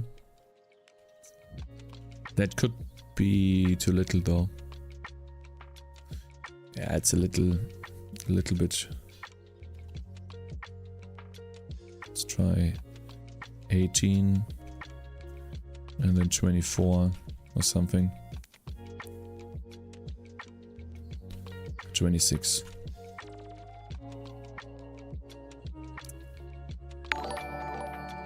Bring. Someone subscribed to YouTube. Thank you, man. Bom Dias. Thank you, sir. I appreciate it.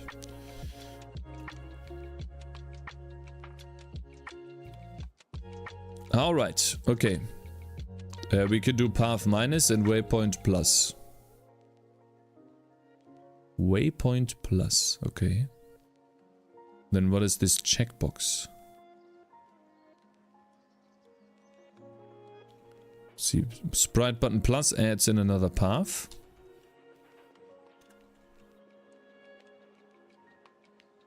That is like 30 pixels away. Yeah. And then what do we have?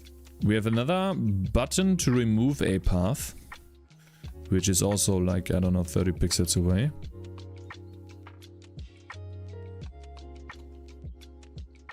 And then we have another path to add a waypoint, which is also 30 pixels away. And then we have the editor option show paths. If that is not true, then we do a checkbox, which is this checkbox right here. To button origin. Yeah. 16 by 16.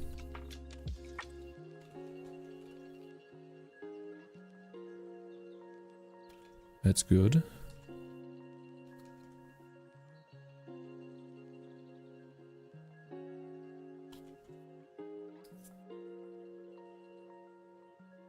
Wow. Damn, look at that. This is awesome.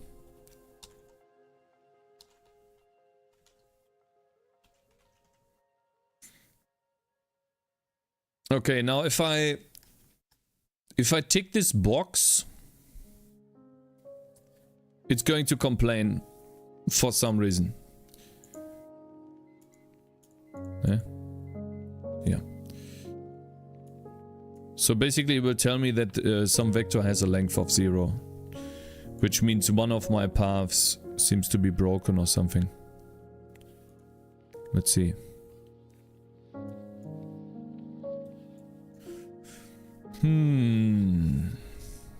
Let's see here.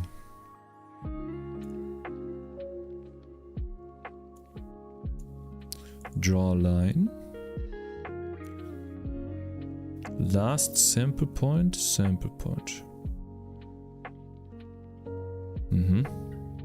Sample index 30.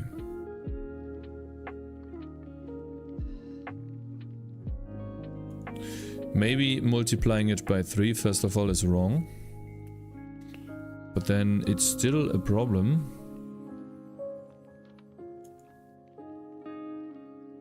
Aha, that one is also a problem. Last sample point is the first sample points. Sample points. Do we have one that is exactly in the same location? Oh wow, we do. Yikes.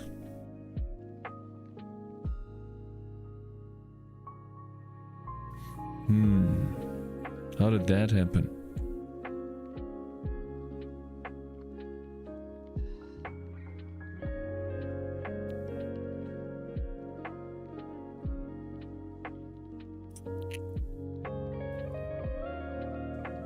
It depends on the project. Rust game dev is hard to find someone. For other stuff we hear we never had any problems. At work we use C++, C#, Rust, Python depending on the product and the team.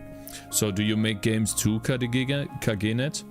You live in Germany, right? I tried looking for game development related jobs in Germany before, but I couldn't find much. I also tried to look for like 500, like short, what is that called? Mini jobs?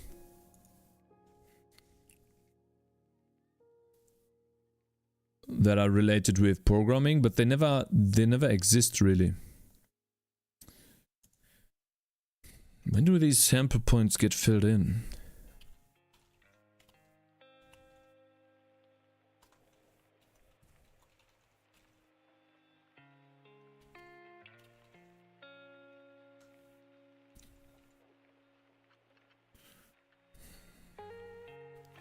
Add sample points to the full path. Generate sample points when I add a waypoint.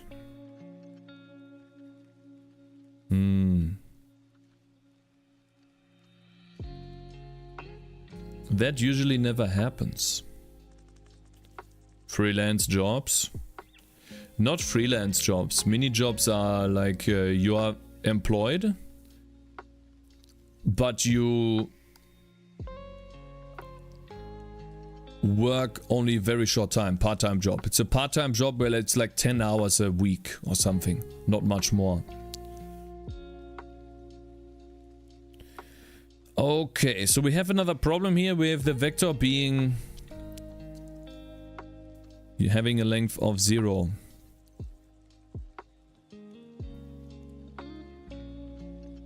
So I suppose that it's fine because it's not hurting anyone, but wow, look at these lines.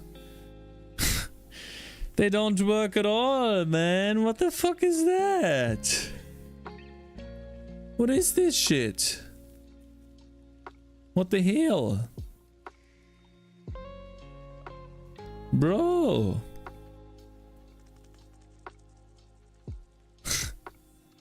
I thought these work.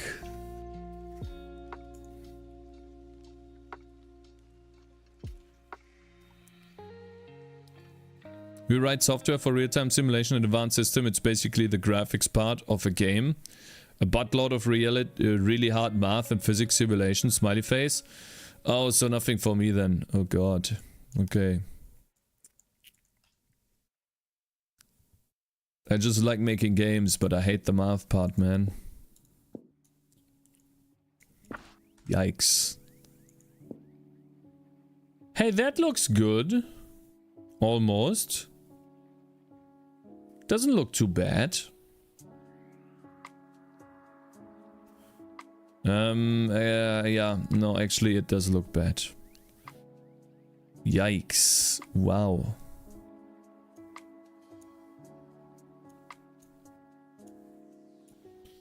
Damn.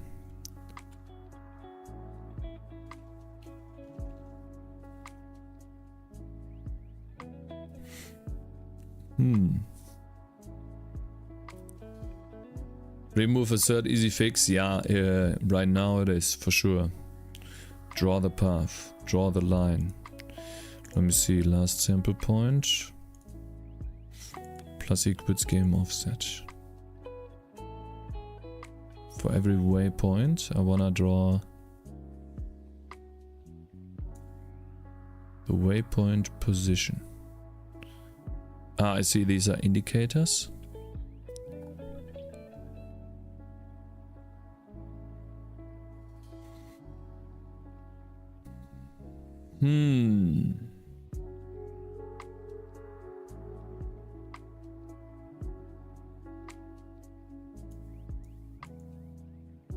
First sample point. Draw the path.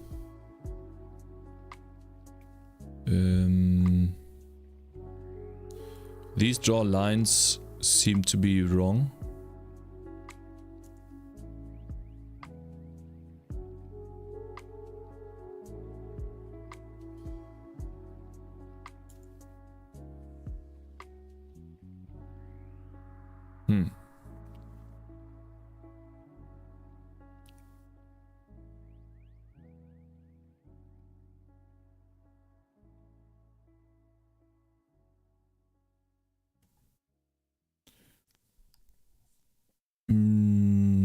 I'm almost able to select lights. We're so close. Ball blue. Slide button. I see. This is 4x4. Let's make this 8x8. So these buttons are a bit bigger.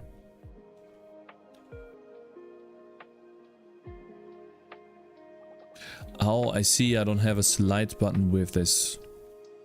Fuck.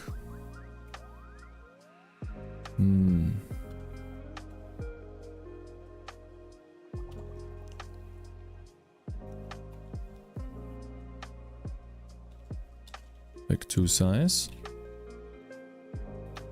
Maybe we can do one? Oh, it's a following button. No, actually it is not.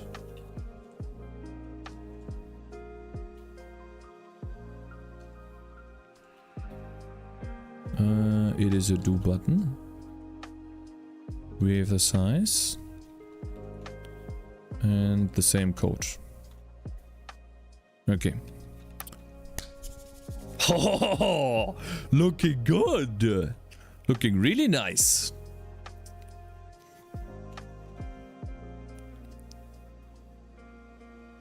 Now we can do a slide button with size, which means these blue dots are a little bit bigger. Last J stream said, "Hey Coffee Lava, good morning, bro. I'm still hopeful to become a game developer. I dream of it since I was 10. Until then I learn everything there is until there is a spot, but Cakez is right here in Germany. It's hard to find jobs in the gaming industry." Yeah, it's not like in... It is not like in, what is it called? America, where you have more opportunities and there's more game development companies located. Null pointer Ross, thank you very much for following. And yeah, so I was like, okay, fine. The only way I would get noticed if I were to go into another country for this. Exactly. In game development, remote office jobs are still rare. Yeah, I wouldn't even want that, to be honest. I would like to be with the people there, to be honest.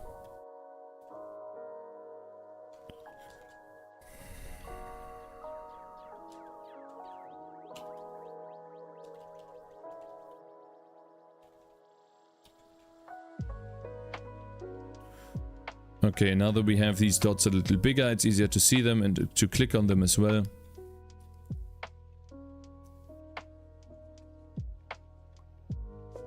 Anything technology related is hard to find in Germany unless you live in a big city. Germany is living in the early 2000s.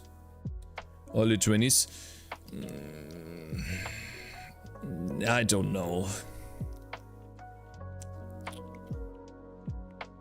Come on, man. Why is my path so bad? Can someone tell me? Why does this look so shit?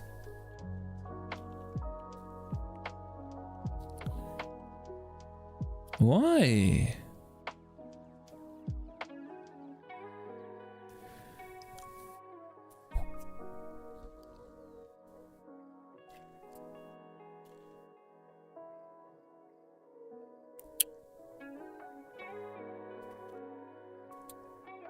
I guess it's time for you to start a studio, smiley face. I do not have the funding to make a studio at the moment, maybe in the future. I'm unable to do so at the moment. I'm alone. But this is something that can develop in the future for sure. Are you a full-time streamer? Yeah, I'm trying to be. Exactly so. Yes. Always try to work on more interesting content. Right now I'm making I'm fixing my editor. I have these waypoint.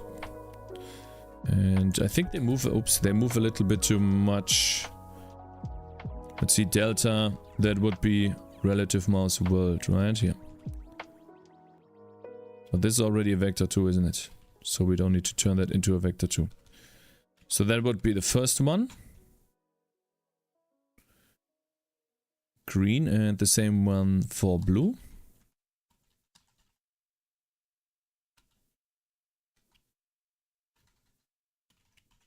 Position middle, yeah. And now this blue line, where's that happening? Position and middle.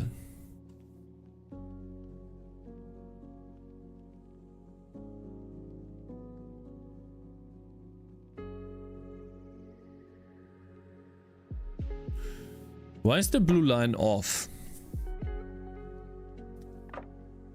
You would be surprised how much money is inside different industrial complexes, automation part, and even stupid Excel, VBA in Germany, even Czech is insane.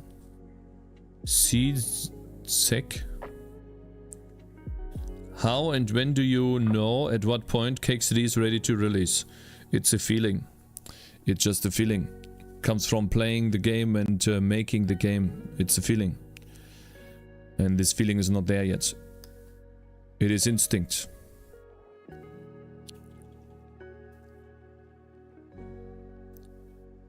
Okay, so why does this line...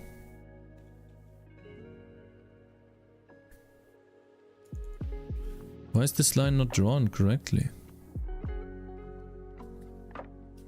Maybe it is. Let's see what happens. Direction. It's like a point A and a point B. Line length. Angle. Get angle from the direction. Start position. Direction, line length. Quad size. Quad middle. Sprite. Seems to have worked so very well so far. Why is it not working now? Oh, excuse me.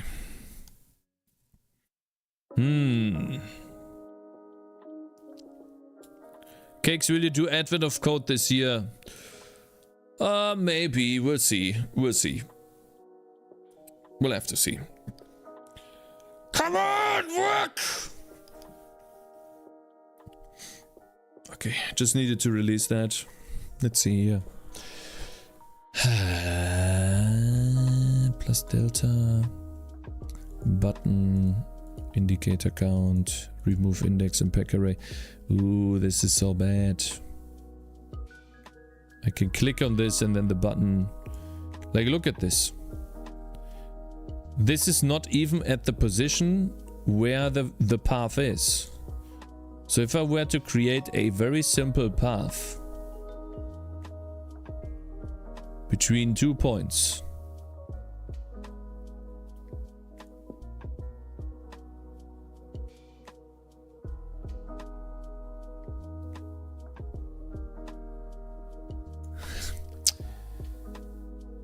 what is this? How the fuck is this happening? Huh?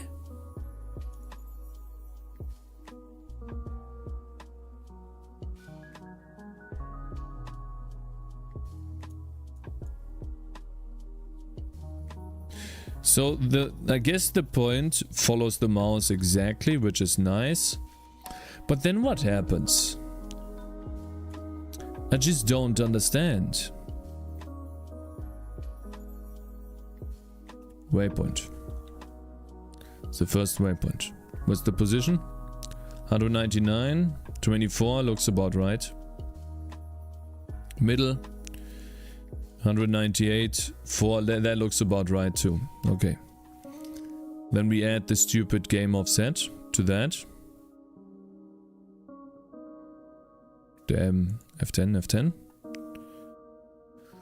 It's a green indicator, yeah, okay. We draw a sprite here, yes. Then we do the slide button, okay, the button is not hot. And then we draw a line from this to this. Then why is this line... No, you're opening this, you fucking moron. You're opening this, you asshole.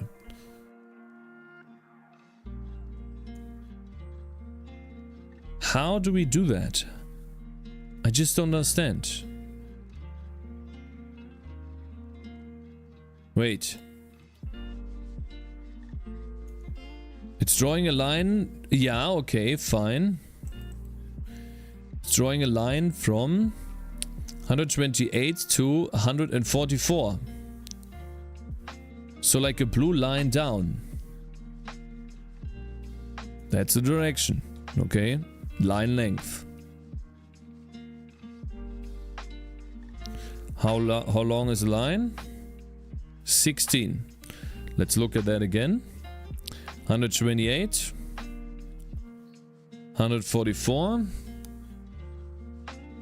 That's not 16. Why did you decide this way instead of drawing the path with the mouse? This is just drawing lines where the different points are. The path is drawn using...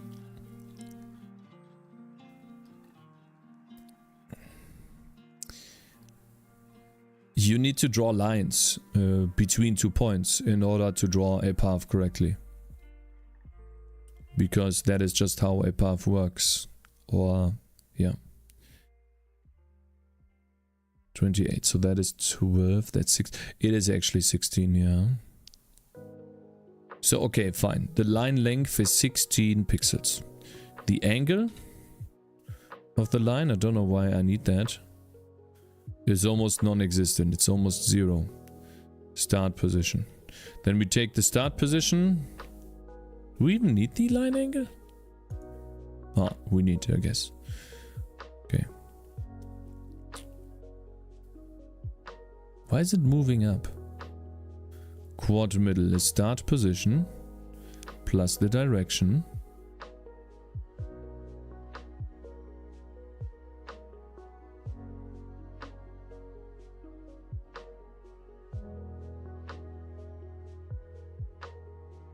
Times the line length divided by 2. Hey, how's it going? Hey Taha, good morning. Welcome. I'm trying to fix a small little draw line function problem.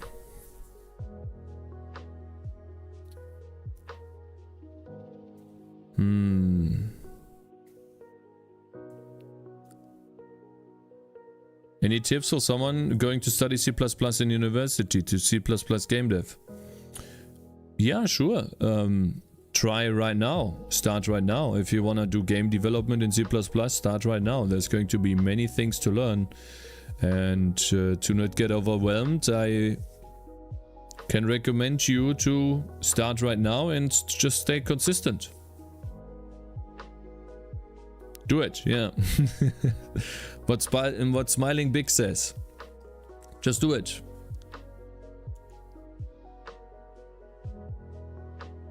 Interesting.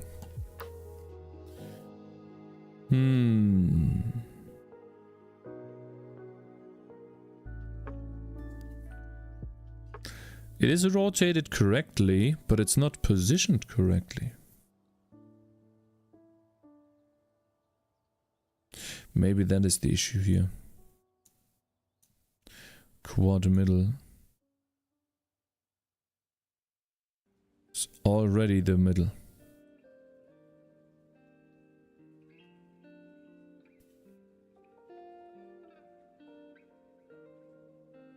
Yeah, I think that is the issue. Quad middle is already, we have the start position, we have the direction, and we have the line length. We already have the quad middle. And so if I want to draw a line from A to B, we don't use the position, but we use the quad middle. And I think this draw line function was already fixed. Indeed it was. And this position was never used. I already fixed it before in a different context. Cool. Okay, now it's fixed. I was wondering why that happened. Ah, look at that. Now this is what I was expecting. I wasn't expecting issues like that. Now this is what I love seeing. You see that? This is exactly what I was expecting. Now we can see the lines properly and we can define paths the way we want them to be defined, right? And so for example, we can put a path beginning here, And then we could say, okay, well, you guys walk down here first, right? You make this nice curve. And if this is not, how do you say that? If this is not accurate enough, we can add more paths or more waypoints and just slowly generate a cool looking path like that. And I've already done that, which means I have to restart this level, and then I think, okay, that's actually a problem. Let's do this again. Cool. People clap, yeah, finally. I was wondering about this. I felt like if we used Unity or Unreal, I would get lost in the visuals and graphics aspect. Unity and Unreal help you get going really fast, but they don't teach you the background. Data lost? No, the data's not lost. There it is. Cool. Now that we are able... Why is this checkbox not drawn though? The correct size. I don't like that. Oh, I see. We need to draw both checkboxes the same way. Let me see.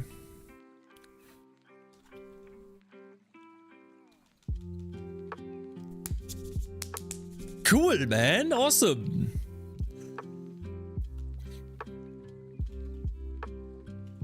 We fixed another problem. We're getting closer to the original editor. Look at this. Now, obviously, there's still old buttons in here, but I'm just gonna do this off stream. What I really wanted today to happen is I want to be able to move this. It seems like the draw box function is still also a little bit off. I want to make it so that foliage is drawn correctly. So when I click this button, all of this foliage is drawn where the world is. So let's do that next. I can now edit paths again, which is really powerful.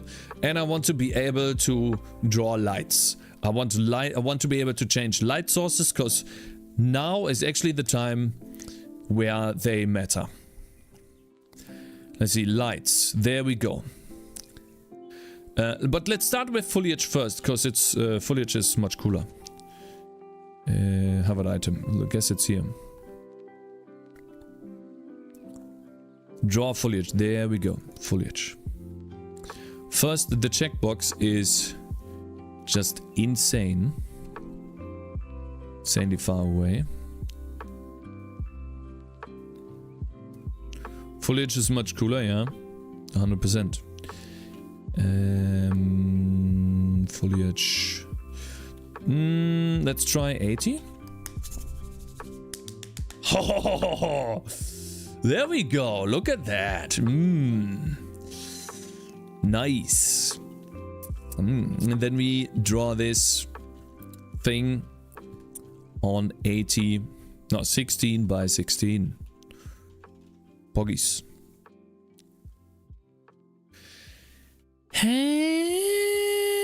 Minus 8.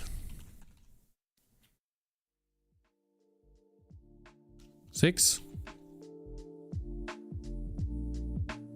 Okay. 82. Chat wrote at least 50% of it for him. He wrote it himself, a fake, but the code is a bit ugly. Is that what Cakez is doing, or is he using an engine? I'm writing my own code. Will you support scrolling maps larger than the screen? No. I won't. It's no point. No need to. Look at this foliage sprites array.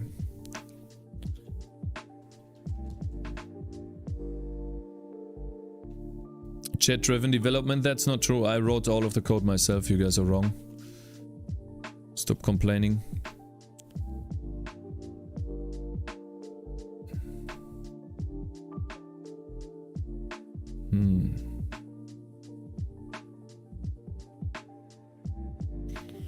Okay.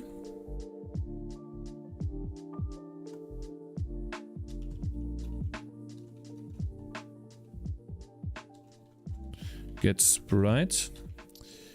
Foliage sprites on sprite index. What? dot size. And we have the sprite size, and we do sprite size divided equals 2. Okay, how about this? Divided by 2. And then I need to have another handle for a following button that is basically the same code but with a size. Vector to size. And the reason why I do that is and blah blah blah, and we just apply the size here. So I can control the size of my buttons.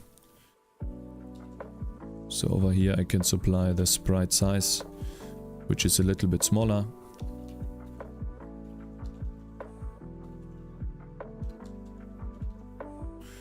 There we go. And then now these are a little bit smaller. Cool. And then I will be able to move by, I don't know, 50 is a bit much. 16 pixels is probably not enough. That clamps them a little bit too much. Let's do 22. Yoink-oriented programming, we get paid as much as Cakez. Okay, bro. Okay, brother. That is still an idea in my head. Start a project as a community team and try to get paid together, but I do not know whether such a project is doable. I think such a project is doable. It is only doable for me though when I do not work on my own stuff. Like for example, if I work on my own game, then I would just feel bad pushing the community project and neglecting my own program or my own game. And getting paid is a hard bit. I don't even think getting paid would be hard at all. No.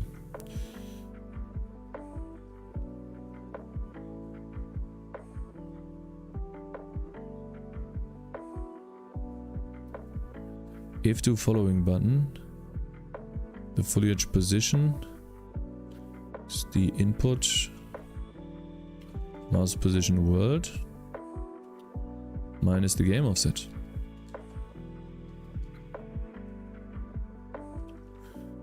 There we go. That would be number 1.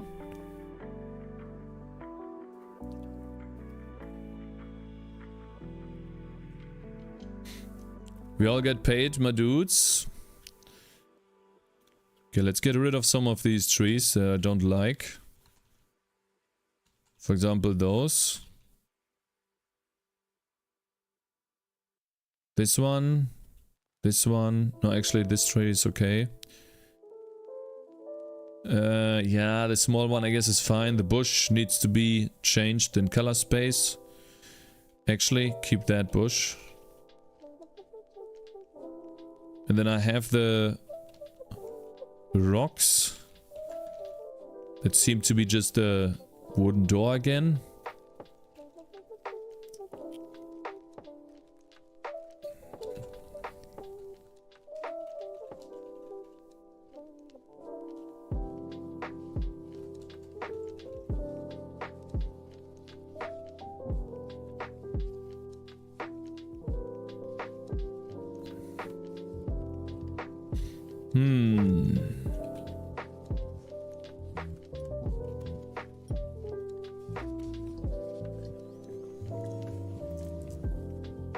Why is the first one always in the wrong location?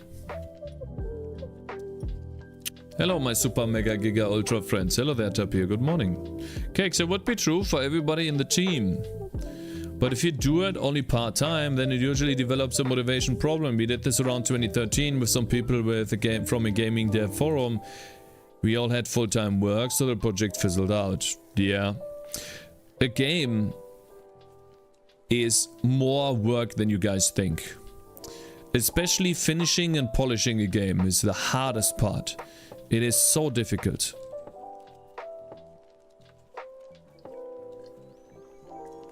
It's crazy how much effort it takes to finish a game. Especially to polish it.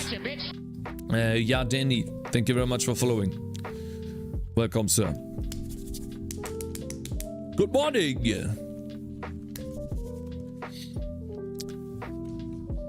Can I reload this? This is really annoying.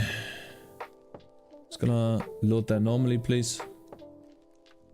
Good. Then put that here. Boop. Nice. Awesome. How much stuff you go out video now? Very good. Also a bit anxiety inducing. How do you store tile maps in your C++ engine? A binary file. I have an array of tiles. And I just say which texture coordinates each tile corresponds to. Layers is also an array. Like one tile layer is an array, two-dimensional array, and then that is an array in and of itself. So one layer is just an array entry that is called a tile layer, and that tile layer is an array in and of itself that has texture coordinates holding it. Basically like this.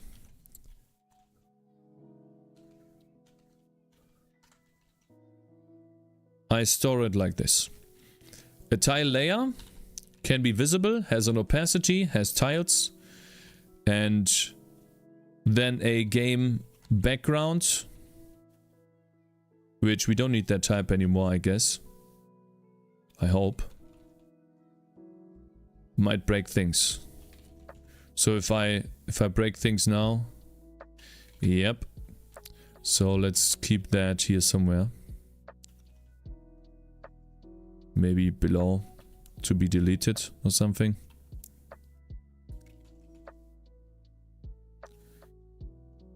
Essentially, because I will delete this in the future. Essentially, yeah, the tile layer is a vector true of tiles that reference texture coordinates, and an entire background is then just an array of those tiles. That's all. That's how I store this, and then I store this as a binary file.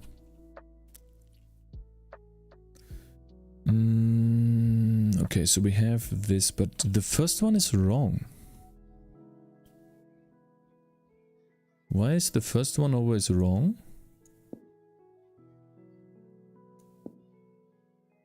Oh wow, look at that. Very interesting.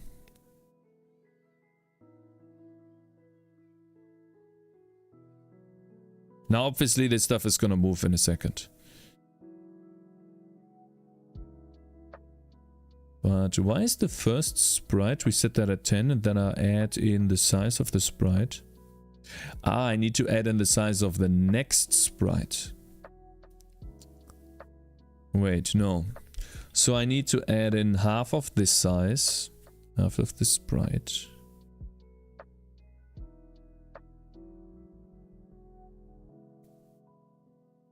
Yeah.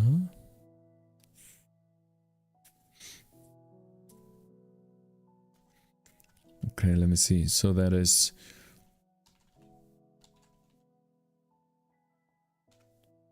the minimum of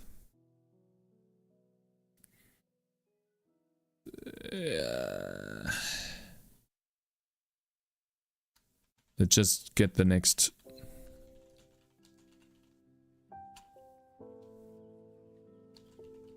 Okay, this is it. I was trying to program on my old keyboard again. It wouldn't capitalize the S 2 times in a row, even though I pressed Shift S. Which, go fuck yourself, how about that?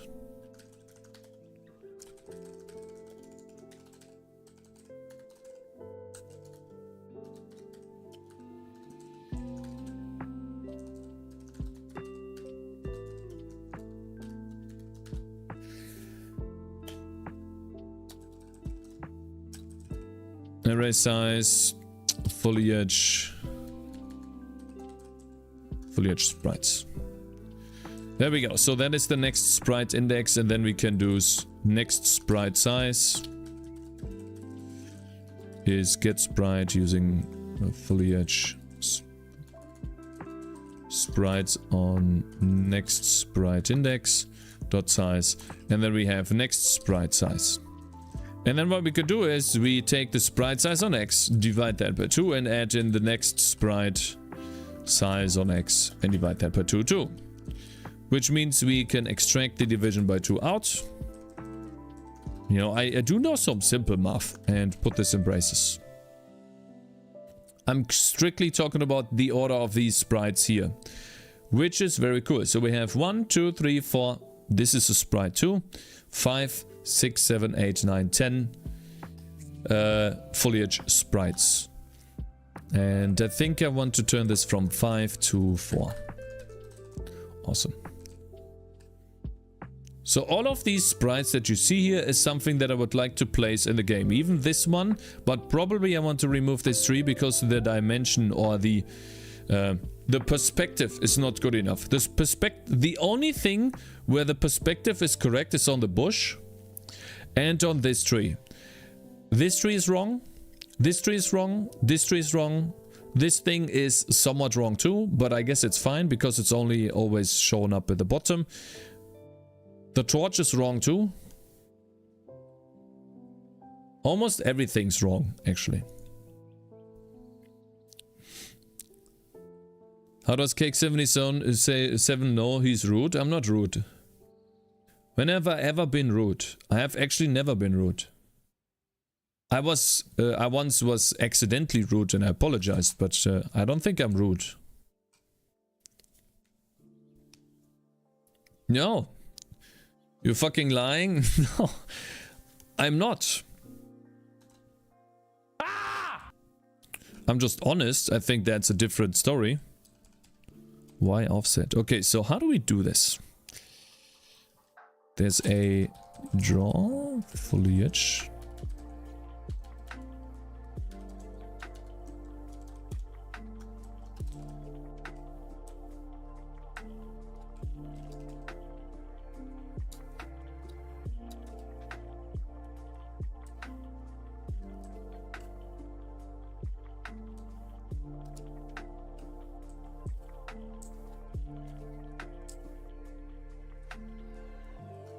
Okay.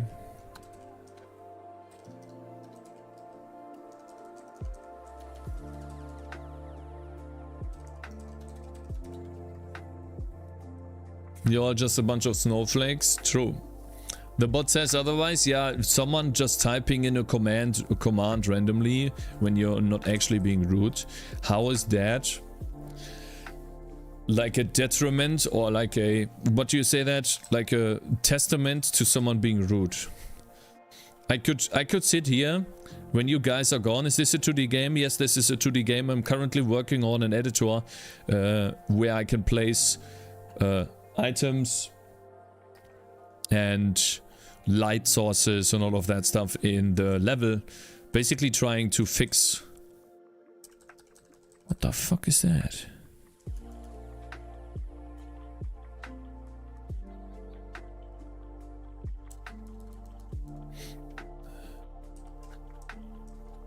No.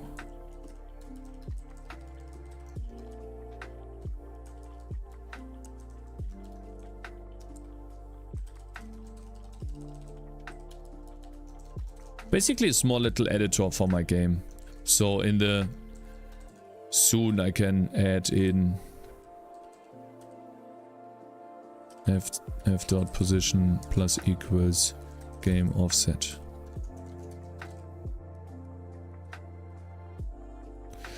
Look at that, boys. So I can edit my levels. Do you see this? Wow. Look at this. This looks much better already, doesn't it? You're using OpenGL or Vulkan? I'm using Vulkan. I used to use Vulkan, but I'm using OpenGL now. I switched from OpenGL to Vulkan. From Vulkan to OpenGL. To allow me to iterate faster over graphical problems. Like, for example, do you see this light source here? The light thing? I wanted to iterate over light, how to calculate light more efficiently, and Vulkan didn't allow me to do so because it was so rigid.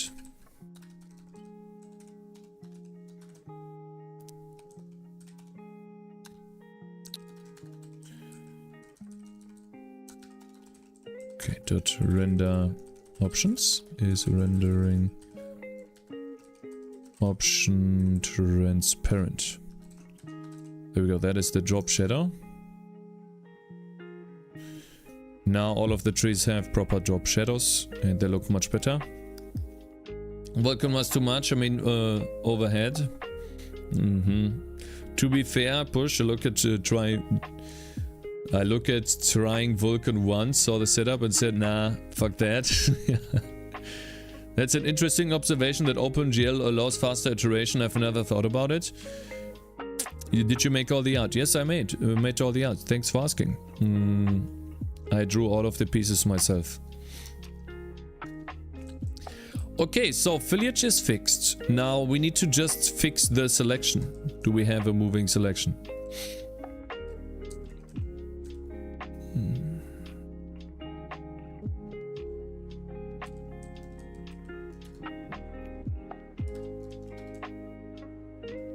Let's try that. Draw foliage. Following button. You can't use it. For every foliage, draw a sprite. Do we have a selection? No. Okay, let's see. If UI is not hot and the point is in circle. So we're talking about our mouse position word with the collider. Then we change the hovered item. Okay, cool. Now you can see that every time I hover over something, you can see a box being drawn. A terrible box. So for example, I'm hovering over this torch right now. And you can see a shitty box being drawn. We need to fix that box. It is absolutely bad. We need to change. Draw box. Let's go. Okay. Shit box, yeah. So we know that this is being called, right? Okay. It's gotta be called. Okay, maybe I have to restart. Because the breakpoints have been out of order. But there should be a breakpoint on this if check here. Yeah, so for example, without OpenGL, I would not have been able to make this menu look as beautiful as I did yesterday. Will there be animated sprites? Yes, they are. There already are animated sprites. I'm currently just fixing up the editor, and so I can design my levels again. Why not? Well, I would have been able to, but it would have taken way too long to do so. The iteration time would have been far too long. Because skill issue? No, because Vulkan is a beast. A ginormous beast. And when you have changing requirements for your graphics pipeline, it is easier to have a simple way of changing that pipeline than to have to change literally hundreds of lines of code when you change your pipeline. And that is how you will do that, or that is what you will have to do if you use Vulkan. That is a disadvantage. Start position, end position. Okay. That end position though.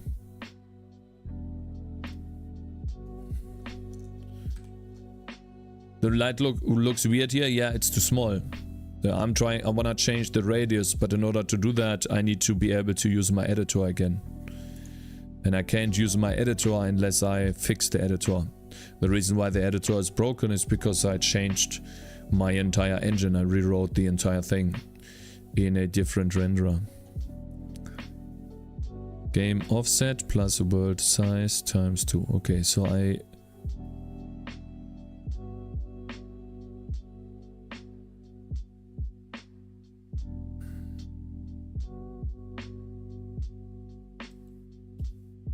Okay.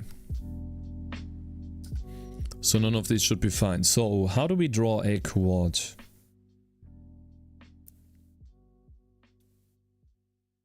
Shouldn't we draw a line? Start. End position. Line thickness. Shouldn't we just draw a line?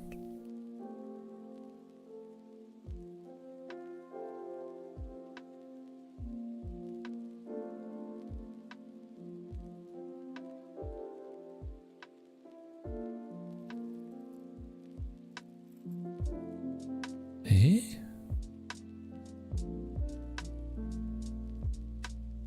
This needs to be divided by 2, if anything.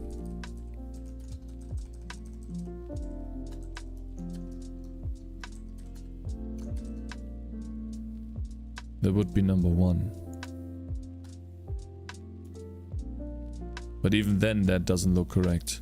So we're talking about the box here.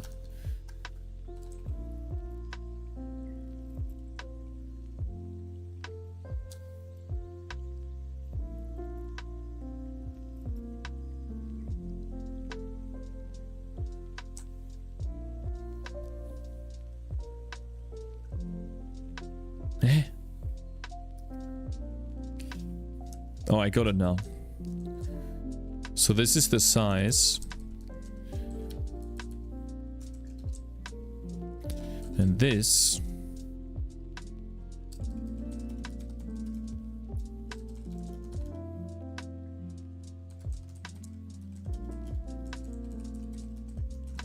we have the size on X here, and then we just want to draw the size on X.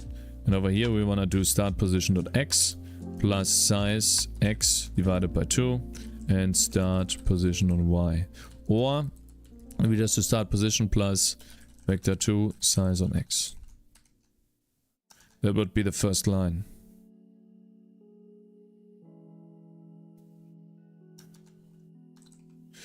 Divided by 2. Now the line should be in the middle. Okay.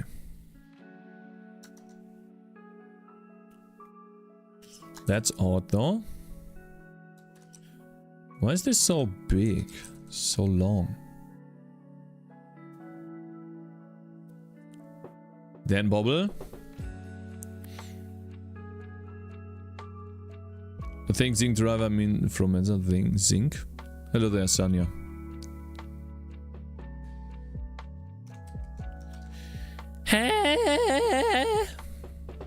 Why are these lines so big? What do you mean?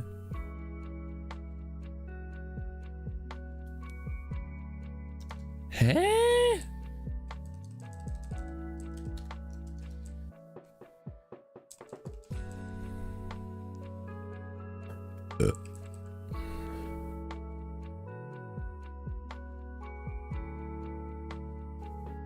Huh?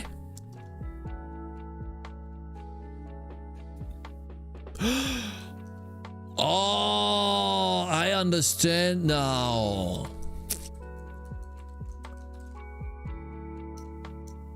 Ah, it was... I see now. It's actually correct. My size was just too big. I have that problem often. It's just too big.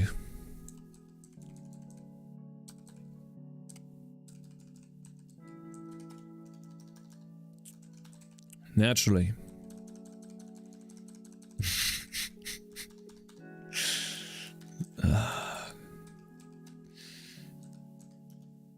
Plus size y divided by 2.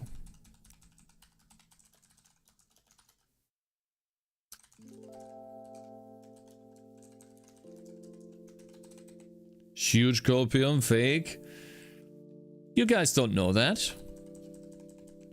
You don't know that. How can you say this? Hmm? Now show me proof. Or you're wrong.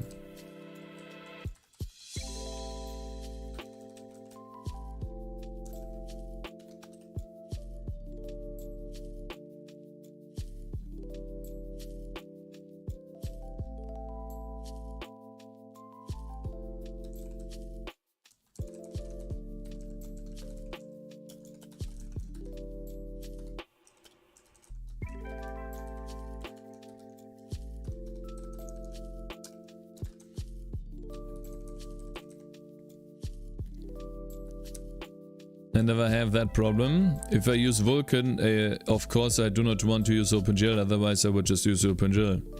No, am I confused? Hey. What is this guy talking about? Bottom. Let's go! Last one! Yes!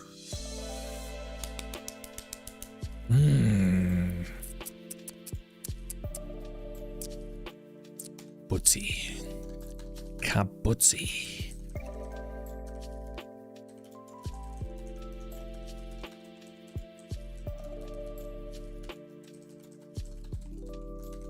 Look at that, boys. It's all gonna fall magically into place.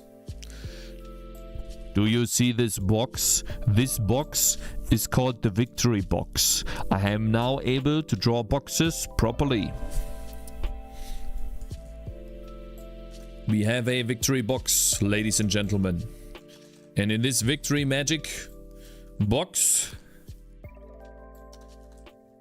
and you quickly, you know, it's like a foliage. Yeah.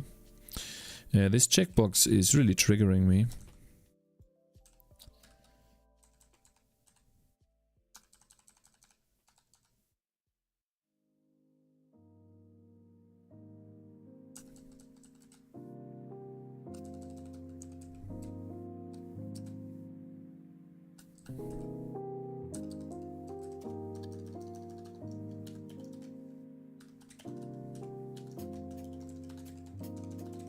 Ah, yes. I could draw boxes properly. Now watch this. Bloop. Would you look at that? Now the world moves a little bit too fast, in my opinion. Zoom, zoom. But who cares about that, right? And yeah, oh yeah, the boxes are, wow. Damn.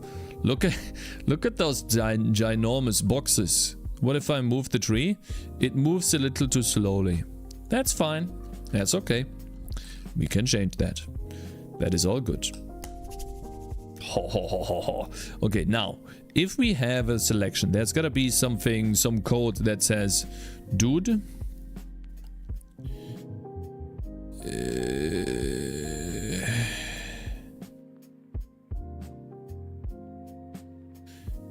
do we have a moving selection?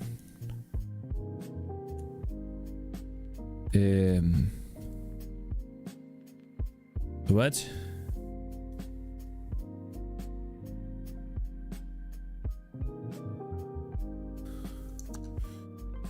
I can't read that, bro. Don't know what that means. But hello there, sir. There was my reply to an OpenGL abstraction layer over Vulkan, so we argue. Ah, okay, so you just wanted to argue, Genussnymphikus. That's cool. Okay. Dude, yeah, Korea. What is going on? Hello there, sir.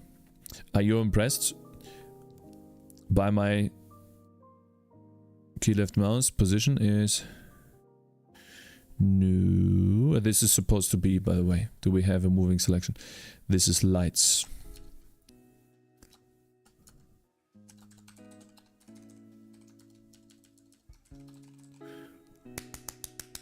Ah, yes. Cakez reading, very impressed. Good.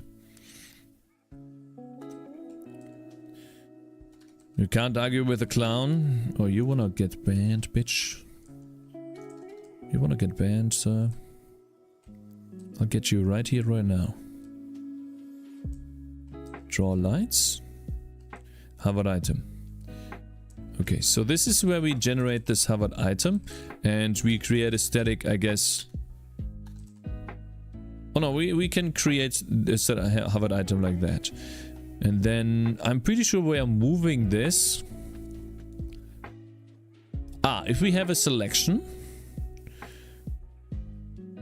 Hovered item. How do I move this?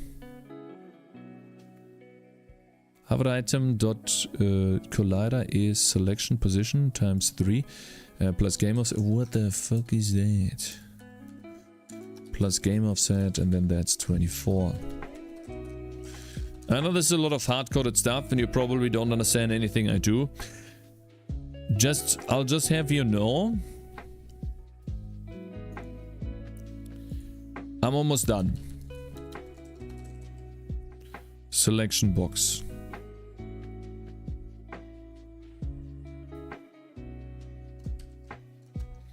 Alright, now it should be more in line. Wow, look at those selection boxes, guys. Look at this. Isn't that awesome? There's like a tiny one here. I think this is light. Yeah. Not sure why I was there. That's a bit odd. Nice box, thank you. Almost like a real in-game editor now. Yeah. I mean, it was before.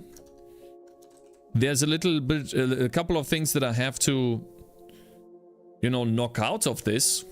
But yeah, we're getting there. See, I can even spawn trees, I guess. Ah, yeah. The tree didn't show up because of the layer. And I can right click on them to delete them. Will this part be of the game for community maps? Yeah, this part will be where the community can create their own maps. And so obviously I have to fix this editor for that in the future. But right now I just need to make it work for me. Okay, let's see here.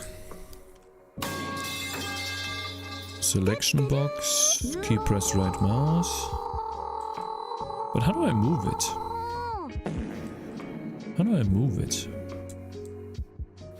It's gotta be me moving the sprite when I hold down the left mouse.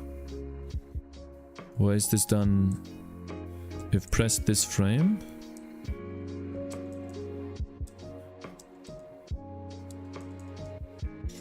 Hey Kiwi, good morning. How's the code reaching you today? Hey Programmer Jeff, it's going good today. I hope you're having fun too. I am close to finalizing the editor, thanks for asking. And by finalizing I mean finally being able to change everything I want. Foliage, let's try to change Hero Reward. Not sure why the lights are on top, but okay. Light position. That is wrong. That is fine. And light radius should also not be multiplied. That's why that was too big. Holy shit, 15,000 lines of code, dang. I mean, you do know about the fact that the more lines of code, the longer you are, you know. That's just a given. You right, guys? You know about that, right?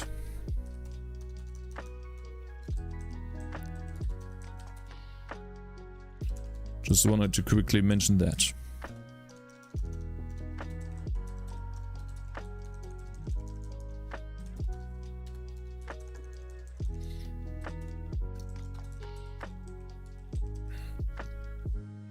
First time, one file Andy. Sounds like a regular Thursday. That's nothing for a game, or really read WTF blub. Mouse position words. Covered item. Light bulb. I think the rest one should be okay.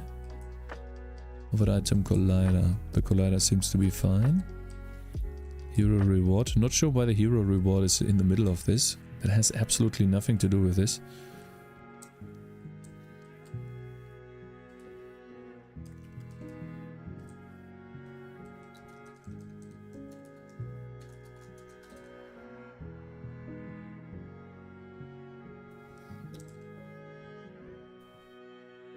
Guys, I need to go to the bathroom. Why are you listening to porno classic Cakez? Am I? Guys, I need to go to the bathroom real quick here. The last thing that I want to do here is to be able to move these properly and not so slowly. But yeah, give me a second. Be right back. Ads are running anyway, so let's get rid of them.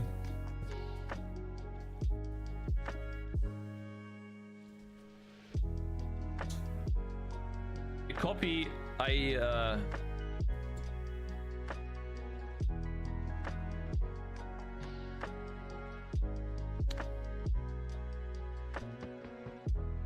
don't know how to explain that because it's starting to get fucking difficult.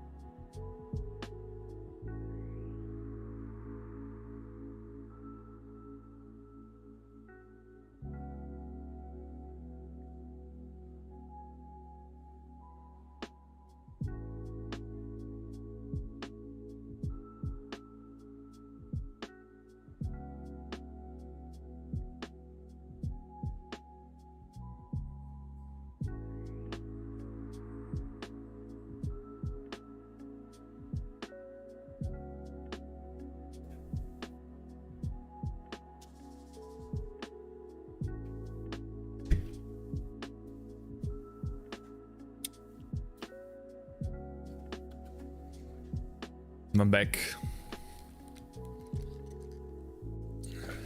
Hi Bernd, schreib mal später. Oh, okay, ja. Okay, Michi.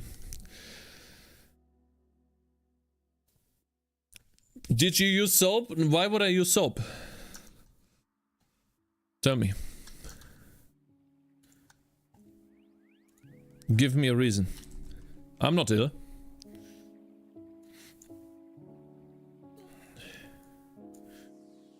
Wet equals clean.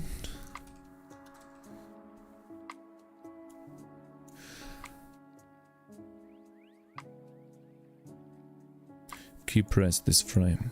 Lights. So there should be a light right here. And there is. Awesome. Draw light. Half position. Radius times 3. That's also move randomly. That's wrong as well. So apparently there's a light source here.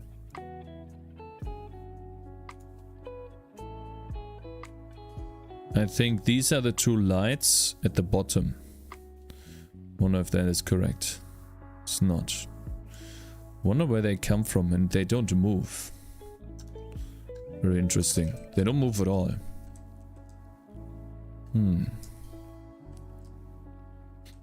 Isn't your wife a nurse or something? What does she think about your lack of soap usage?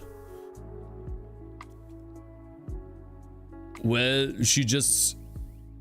I don't know, she has no problems. Like, I don't know what her... like, she...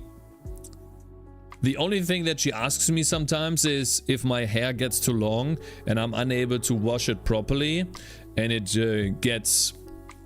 it can start to stink. And so she tells me when that stinks and then I use shampoo. Or I cut my hair.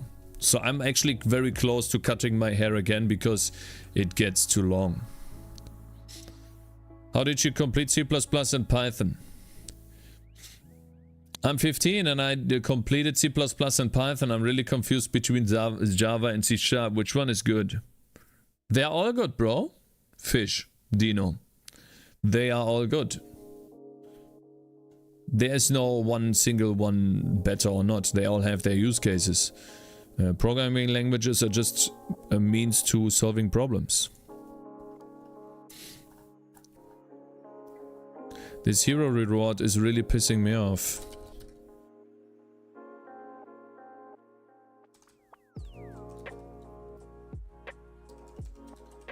So I'm gonna put it at the top. Guys, who added this song? It's not relaxing at all.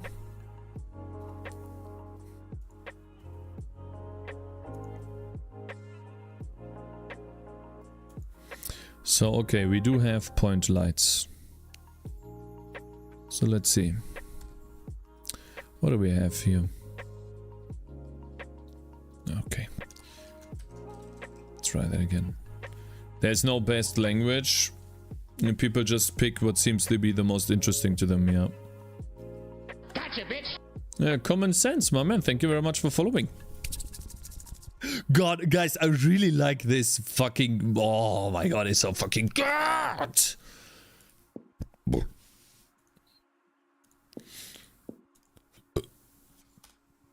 Oh. Excuse me, goodness. Sorry.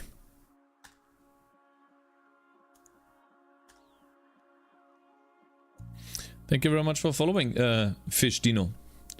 Hello there, sir. And what do you mean, by the way, by finished? That seems a bit odd.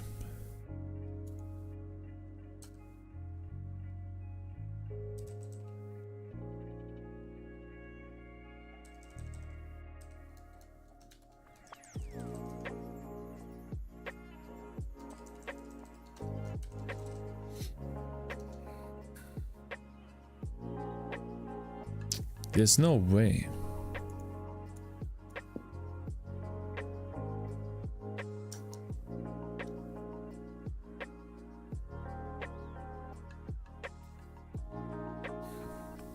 Sane is German?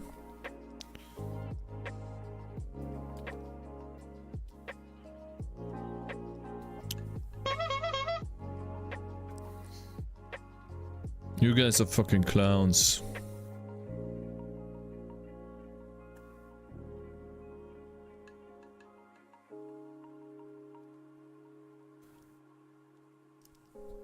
Wait, it's still updating and drawing lights, but since they don't move...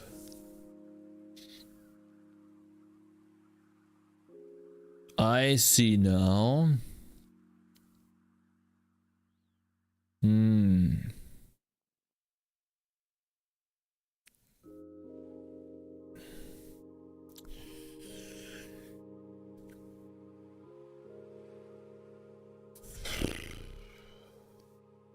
Stop bullying Cakez, he's already truthy.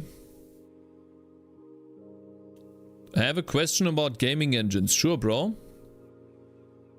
Go ahead, ask.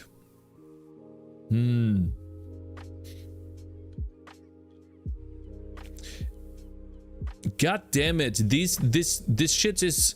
God damn it. I can't move the light.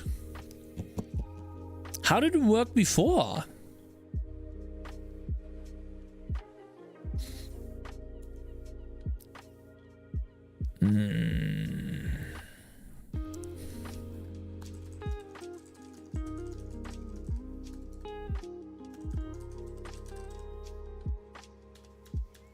Come on. Adrian.js, welcome everyone. Thank you very much for raiding. Hello guys. Good morning. Look at these shout out people like real fast. Good morning. How's it going, bro? Hello again. Did you get your menu light stuff working? Sven, you will be pleased to hear that my menu light stuff... No, that's not it. That's not it. Looks like this.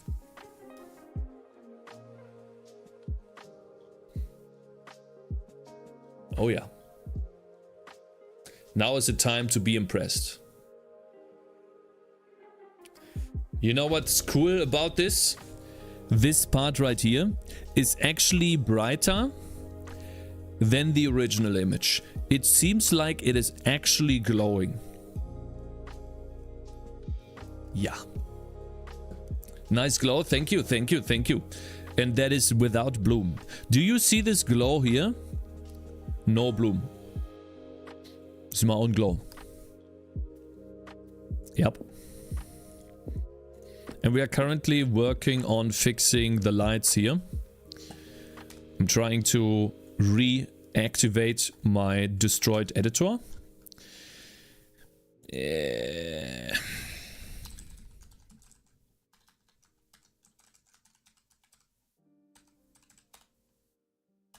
Fuck. I knew this was gonna happen.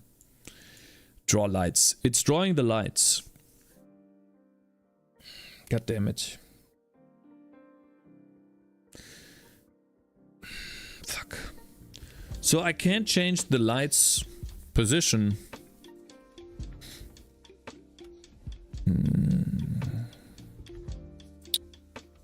Will you make a video on lighting? Did I do that already? Maybe I do a video or a short, one of the two. I think a short would be better than a video, because an entire video would just be a tutorial. I could do that, but it would be more of a... It would be more of a tutorial for the Celeste clone after the fact. I can do that for the Celeste clone, but a short would be more valuable. I could do both, a short and a video. I can write that down. I have some ideas. Yeah, a short, because since Pirate Software popped off with shorts, obviously I'm gonna do shorts too. Why wouldn't I? You stupid? Kiwi? Look, this guy, I can't. Just come back in a couple of months, bitch. Okay? Just wait. I've already content that I could put out right now, but I'm preparing more.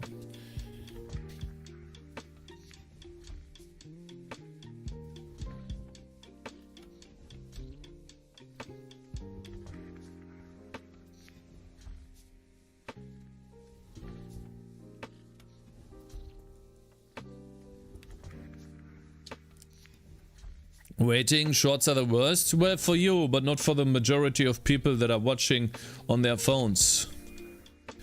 Did you see advice on the YouTube algorithm? You need to upload one every day. You don't need to upload one every day. Maybe for his channel that is true, but you don't need to do that. I have proven that to myself time and time again. You need to upload good videos. The very valuable information that I got from him was the to not notify subscribers. He explained right after you raided him yesterday. Yeah, and I watched it. I listened to it. Was interesting, very interesting. Okay, so the problem that we have here, these points that you see, these light points, they are actually the light points here. They don't move. You see that? This dot doesn't move. And so what I need to do here, this is basically something that gets called every time I update my level. And when I update my editor, I also seem to be updating the level, I think.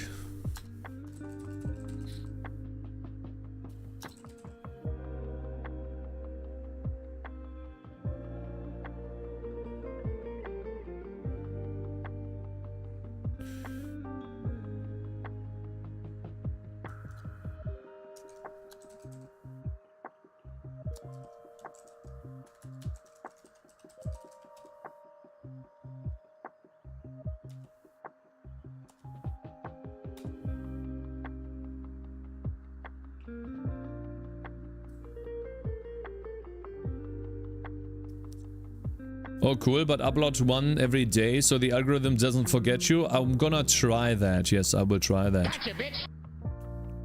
Pirate Software found the shorts cheat code and was nice enough to share how it works. Can't be mad at that. No, I'm not mad at that. I don't know why anyone thinks I'm mad at that. Why would I be? Pac-Man, thank you very much for following. I'm just gonna follow the same thing. I will try the once a day, but as far as I know, that is not how it works, even for shorts, because I've seen multiple examples on where that is not the case. And I guess one of the... What are we listening to here, man? What is this?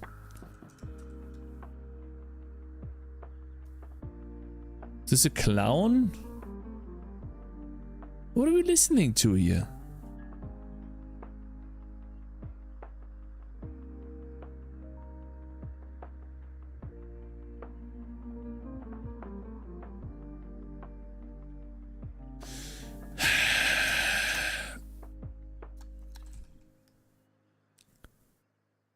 Publish along 3 times a year and have 1 point. I publish along 3 times a year and have 1.3 billion subs. Consistency, it's nice, but quality matters more. Really, Primer Justin? If I Google you now, is that the same name that you have on YouTube?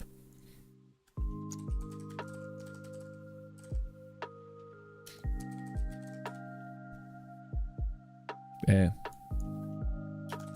Just Primer on YouTube? What are you doing? What type of content? How many people might ever exist calculated? Oh wow, you are smart. Coin flip.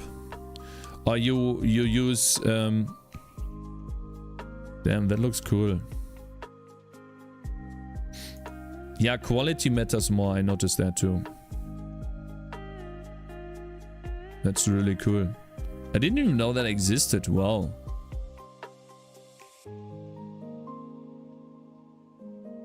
Damn. Loved Primer? Yeah, you watched that? I didn't watch this at all. I never saw this. That looks really cool. The first simulations were so great. So... Okay, I need to ask a question without getting interrupted by this crazy music. Just gonna ask you a question. Are you using this... what is that called? Are you using this... What is that called, man? The Python... There's a Python program that allows you to animate curves and functions and arrows and circles. What is that program? You're thinking of Manim, I think. Yeah. So I can see on your thumbnails that you're using some sort of software to animate. You use Unity, actually. Okay, so I was gonna ask, like, how do you animate these things? Very interesting. So you're using Unity to animate all of that. That is really cool. Thanks for telling me.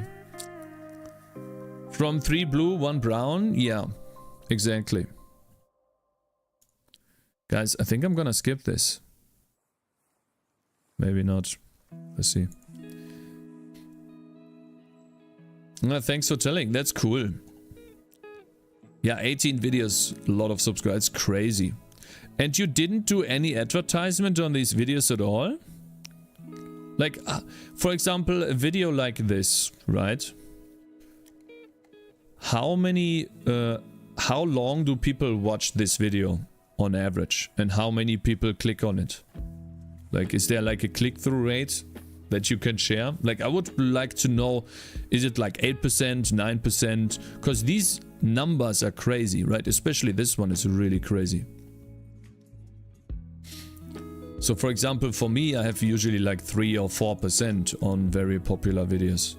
I have one video with 9%, but the rest is like 3, 4%, 5, sometimes 6. That is so cool.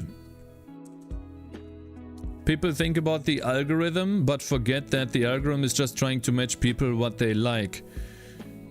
Shit once a day is still shit, yeah. Wait. Just a primer. I watched your simulating natural selection video the other day. That was great. Thanks for that. That's really cool. Yeah, that's awesome. Yeah, I'm very inspired by Pirate Software finally popping off after such a long time of making content. I really like that. And I'm like a content enjoyer, and I try to like soak up as much knowledge as possible to the point where I don't sleep. And you know, oftentimes like I have to sneak out of bed, so I'm like I can watch a little bit more, see how I can improve. You know, it is how it is. Soak, yeah, I soak up everything.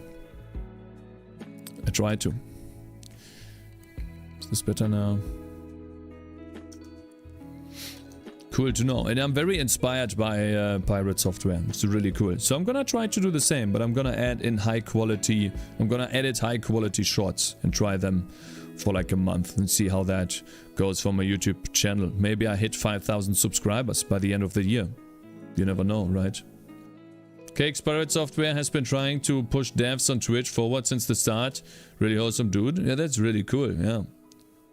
Like, I'm not as wholesome as he is. I'm just trying to make a game. I don't really care too much about other people. You know? It's just the way I am. You got us the software and gamedev category, for example. Yeah, I heard him talk about that.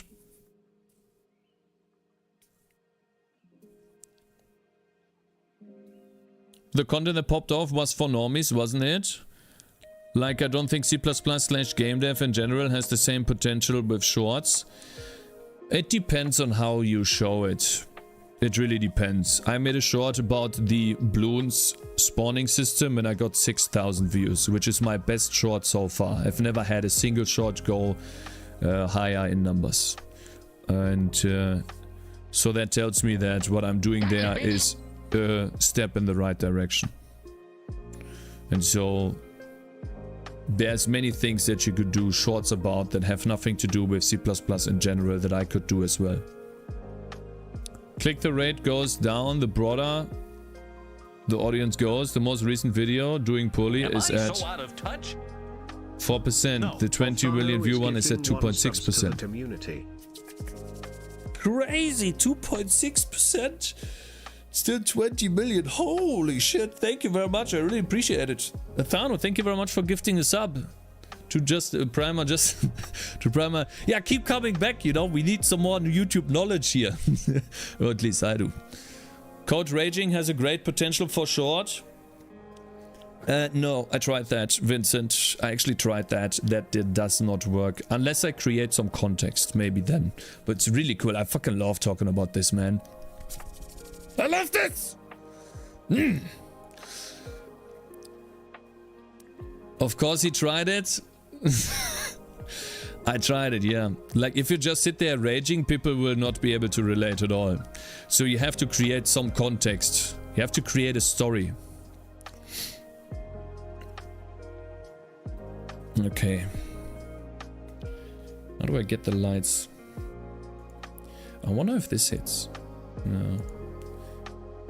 So the other lights, draw lights hits. It also does not hit. Then how is it drawing these two lights? Get so mad that you throw up, instant viral. Honestly, I don't know what I'm doing really. I just got lucky to make a cute blob for my nerd friends. I'm pretty sure you know more than you like willing to tell. Pretty sure you do.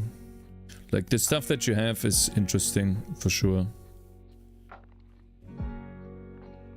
Simulations are very interesting for sure. How long does one of these videos take, by the way, to make? I would bet that it's above 40 hours. Maybe I'm wrong though. Like, at least the 13-minute one must have been...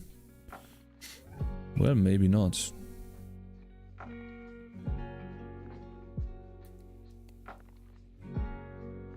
Get so viral that you're mad up? Instant throw.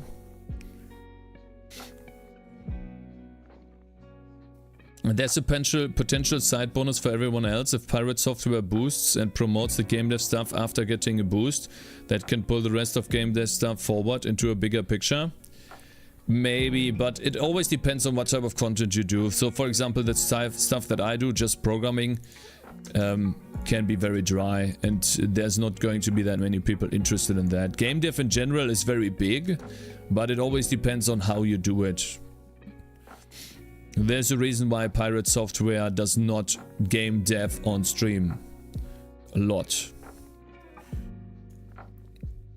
There's an upper ceiling. If you want to see game dev and also have female bonus, then you can see how long Lana Lux has been streaming and doing, and she's always consistently hitting the same amount of viewers. It's always consistent. Like, there's not much growth up or not much growth down. And she's like a beast when it comes to making games. So she's like strictly doing the games, which is really inspiring and cool. But there you can see the ceiling mostly for that type of content.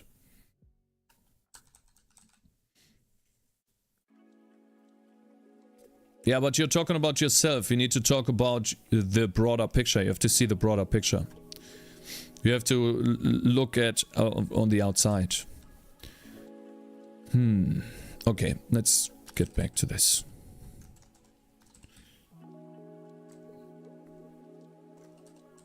Oh, Lana Lux is a game development streamer. She's making a game called Strain. It's a survival game where you can build your own defenses, as far as I know. Don't know much about the game myself, but what I've seen so far looks really cool. Draw paths. Cakez is saying we need more credit card wielding normies around here. I do it full time and there's only a few videos a year, so they take quite a while. Lots of code raging in private for me. So the most time you spend is making the code work and then putting together a cool demo, and then the recording and editing part isn't actually that much work. You do it full time. Yeah, at that point I would do it full time too. It's crazy, man. It's really cool. I don't think I will ever reach that level with just game dev stuff. Like, YouTube videos take a surprisingly long amount of time. It's true. See, draw path, waypoint. Let's go back to the lights here. Path type. Lights. Okay, so where do we draw the lights? If both of these functions are not hit. Well, Pirate Software did say he uses Twitch as advertisement engagement with his community, and game dev getting more popular potentially means more engaging with your game's community if you have one. See, like, there's a reason why I stream too, bro. It's exactly the same reason. I'm thinking in terms of marketing as well for my game. Now, obviously, I know a small YouTube channel like mine will not be like the end-all be-all for the game, but you guys, there's literally like 200, 300, maybe 500 people that know about my game that wouldn't know about it otherwise. Maybe even more. The map looks good, Cakez. Thank you, Pikachu. Appreciate. Oh, what is this? Is this finally a light in the correct position? No. Okay, last time. I wanna check if any of the draw lights functions are actually being called. Draw lights is not being called. Okay. Then where?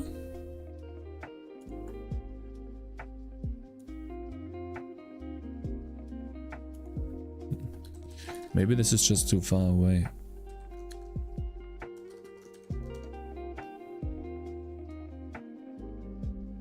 Lights are right here. I knew it.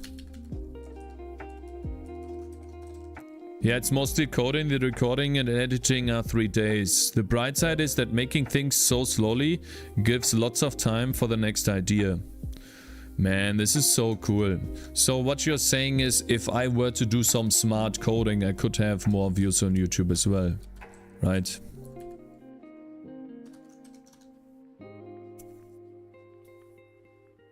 But I'm not smart. Like, I'm not that smart. Like, I don't... Like, I've never done these crazy things. Like, I struggle with lighting.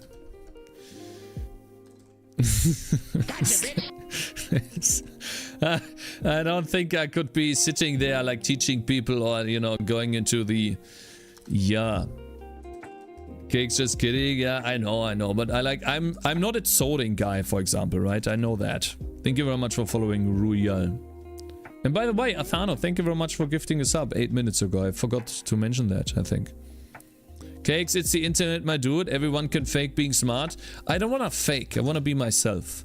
Like, for example, even though people think that Ludwig is fake a lot, I really like the content that he's doing because he's basically not pretending like he's the greatest of all. He's literally, he's taking it like it is. He's not the best, or he's not the smartest, and so I can relate to that a lot. Let's say that. Am I so out of touch? Hey, my man, be cool. No. Big Cool 2 just subscribed. Appreciate it.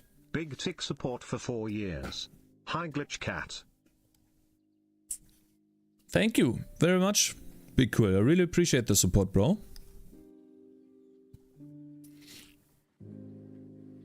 Become a lol cow cake? So what even is that? Oh, excuse me. I'm sorry. Ambient.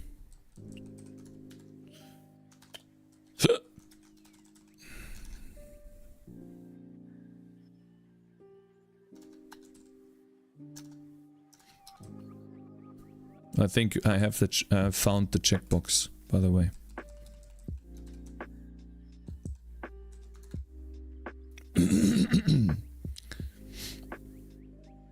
You don't like luck? Lucky? Who said lucky? What do you mean by lucky? Azenris said lucky? Who said lucky? Uh-oh. I hate that so much. He's going to get mad again. Azenris.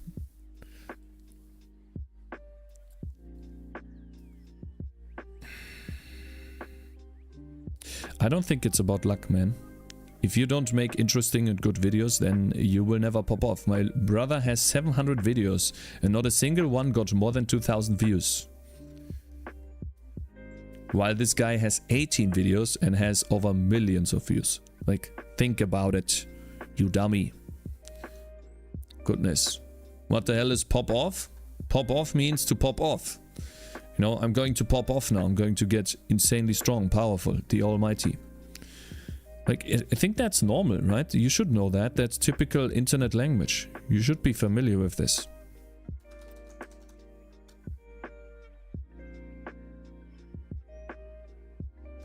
Eh?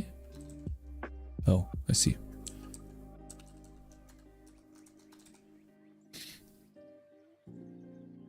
So you're saying your bro makes shit content? I'm saying my brother makes content that is outdated, and I told him before. But he just wants to do that, so who am I to tell him to do otherwise? I told him he could do otherwise to give him a hint, but it's his own decision to do whatever he wants to do. And he says he has fun this way, and I'm like, fine, do it the way you want. Like, more power to you, have fun. It's more important for him to have fun. But what I'm saying is that if you just look at it from the lens of luck, then you will never improve. You're just lazy. And you are accepting a fate simply because you're lazy. And you could be doing so much better and more.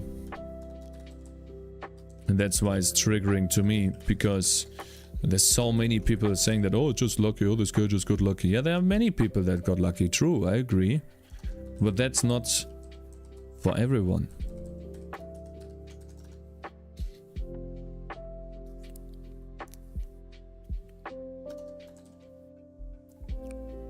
I thought of popping pimples. Yeah, something like that. You know, a pimple explodes when you pop it. So that's the way to pop off. Why work hard when you could just wait for your lucky moment? You will never get that lucky moment if you don't put in the effort and time. I think you're just trying to argue with me to make me go like, but it's not gonna work, sir. I'm relaxed. I hear that. Obviously, it's not just luck, but I'm not sure I could reproduce this success. Well, you can make an experiment. You get 2 YouTube videos out of it, actually. 2 viral ones. You make the same thing on another YouTube channel that is unknown. Exactly the same thing with all the stuff that you've learned over the years. And then if it pops off, you make a YouTube video about how it popped off, put one of these nice graphs on the thumbnail, and now you have 2 viral videos. Now it could fail too, but it would be an experiment.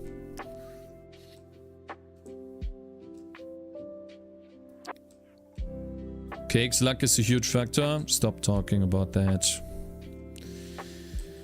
You're wrong. Luck is a factor, but not as big as you think. Have you not heard the rap song? Okay, so here's the checkbox for once. Oh, here's the other checkbox. Okay. -8, I think, is the right one. Okay, so when I click lights, hopefully... Guys, the lights are right here. Oh. That's bad.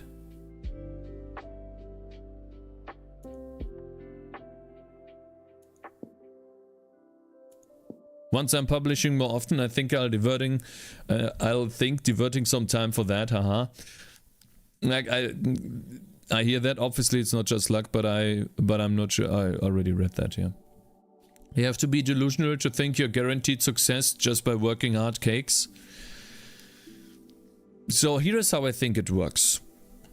Here's how I think it works. In life, you will encounter difficult problems no matter what you do.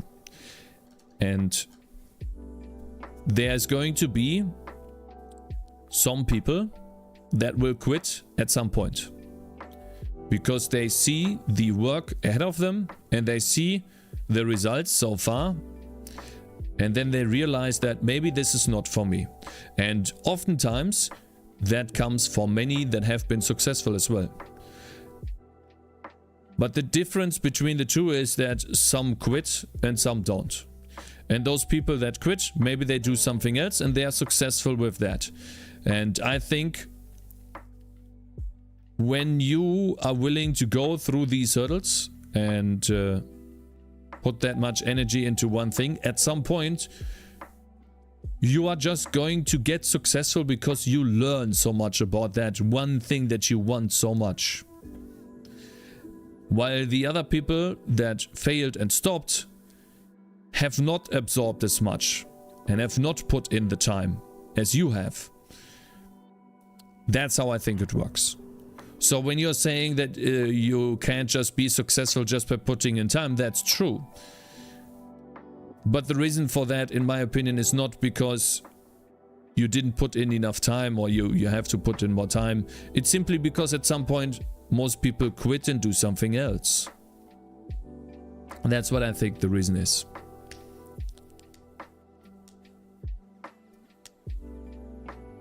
People who invested into crypto put a lot of... I'm not talking about this. I'm not talking about this. These are 2 different things. One of them is gambling. The other one is not gambling. I could have quit a year ago, right? When I was sitting at like, I don't know, 40 viewers. Barely getting any money. No, so far away from actually what I had hoped would happen. But I did not. And Pirate Software had the same thing happening.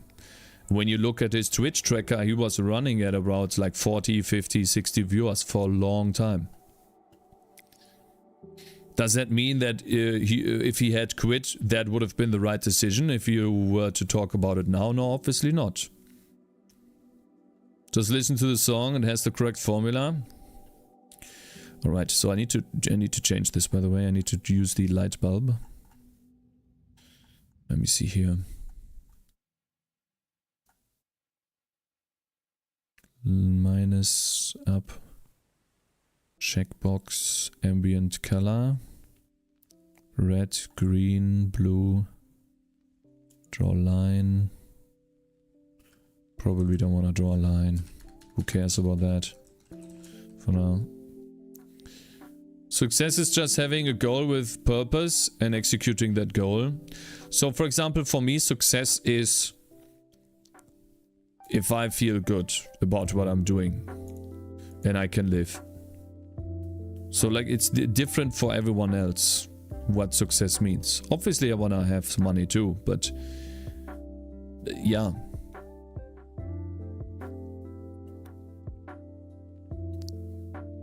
And so you guys remember the time when I said I want to see a YouTube video of mine get 1,000 views in one day? I've never seen that before. And now I have literally 2 or 3 YouTube videos that happen to have that. So to think that it's just luck, in my opinion, just is such a lazy thing to say. And I hate hearing that.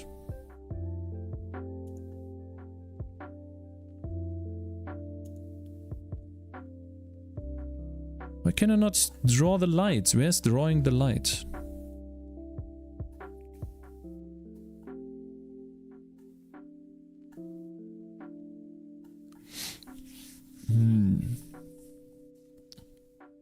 Eventually it will be billions of views in a day. There's no way that will ever happen. I'm not doing Mr. Beast type content.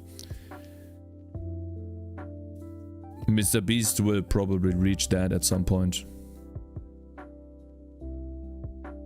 Maybe he already has that, I don't know. But I have some cool ideas for the future to also scale it up. But you never know what happens, right? There it is. So this is what happens. It's drawing the light there. Okay guys, give me a second. I'm being called. Well, give me a second. Come on. I hate my phone lag so much. Sekunde. Ja.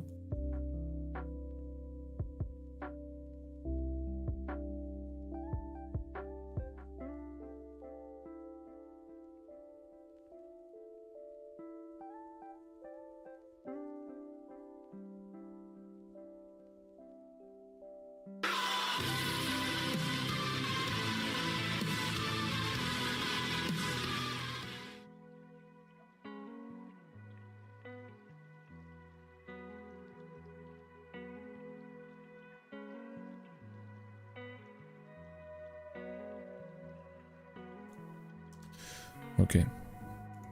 Was my wife. Okay, I want to at least see if...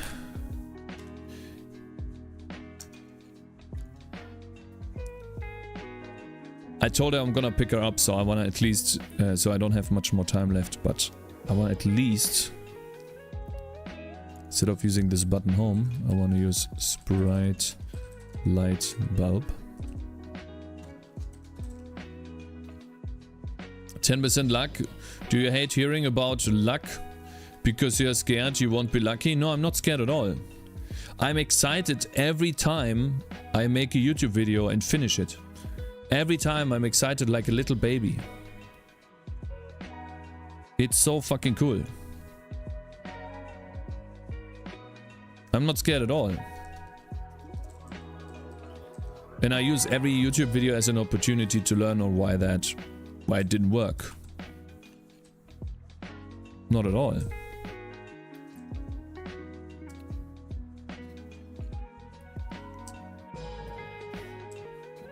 I think that YouTube is the ultimate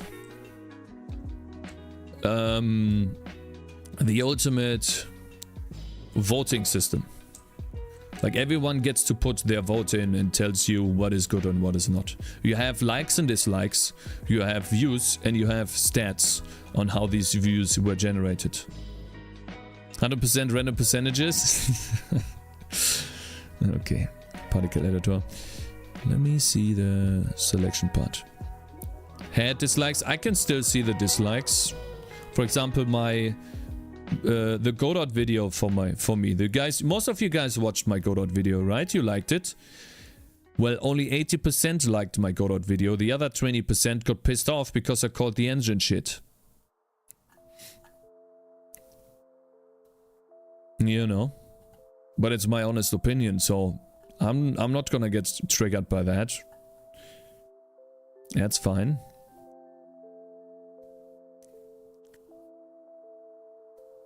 Godot Andes, yeah. Fort Minor. Mike Shinoda, what is that? Oh, come on. Where's this light radius? Come on, man, please.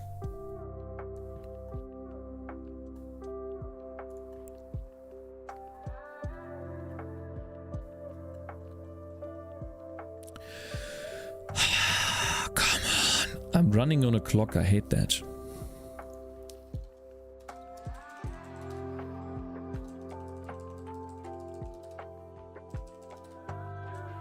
Gotta be here. No, don't. That's gotta be at the top. People thinking things aren't all shit.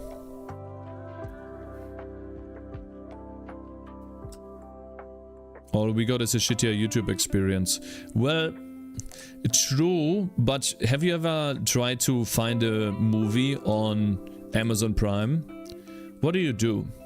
You look through the ratings, and if you see a 3-star out of 5-star, you don't watch, cause you know it's going to be shit. But you don't know if it's going to be shit, actually. Maybe you actually enjoyed it. Draw enemies. Come on, where are the lights, man? Draw the fucking lights. Light radius.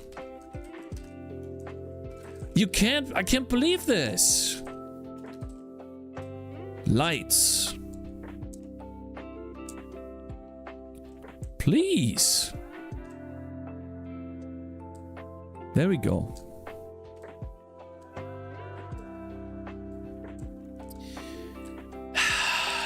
Okay, button origin. That's way too far away.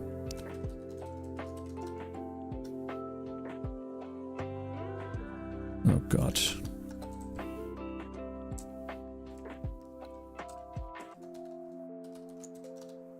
$600. All right, let's see here. There we go. Look at the radius, boys. Damn, I can make this huge. And then in order to make this look really good, we need to find the intensity. And that is, I guess, 0, 0. We also put this on 600. I just want to see how that looks. Please.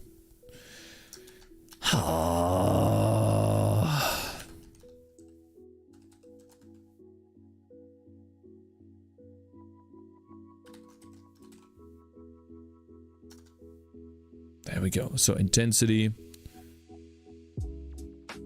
Look at that. What do you think? Huh? What do you think about this light? Man. Wow.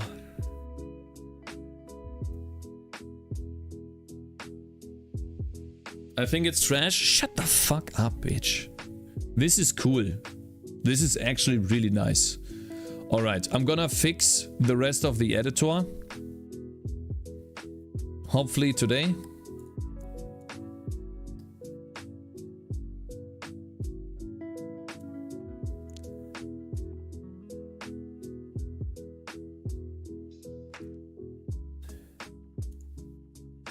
Needs a bit of tinning though. Yeah, we will do that. Guys, sorry I didn't get to Terraria. I'm gonna pick up my wife. I told her, I promised her I'm gonna pick her up. So I have to pick her up now. I'm gonna raid Dev Spudgers. I not wanna raid Pirate Software all the time now, so because it will seem like I'm leeching, I don't wanna do that. Dev Spudgers is a great guy. He's doing a game too. I will definitely get to Terraria tomorrow, and then we will also do the review on Jay. And I will talk about what I think about Jay, and then we move on to another project. And I have You will like it. 100%. I'm pretty sure you will like it. So anyone who is watching on YouTube, I really appreciate the support. Thank you guys for watching. I will be online tomorrow, same time, same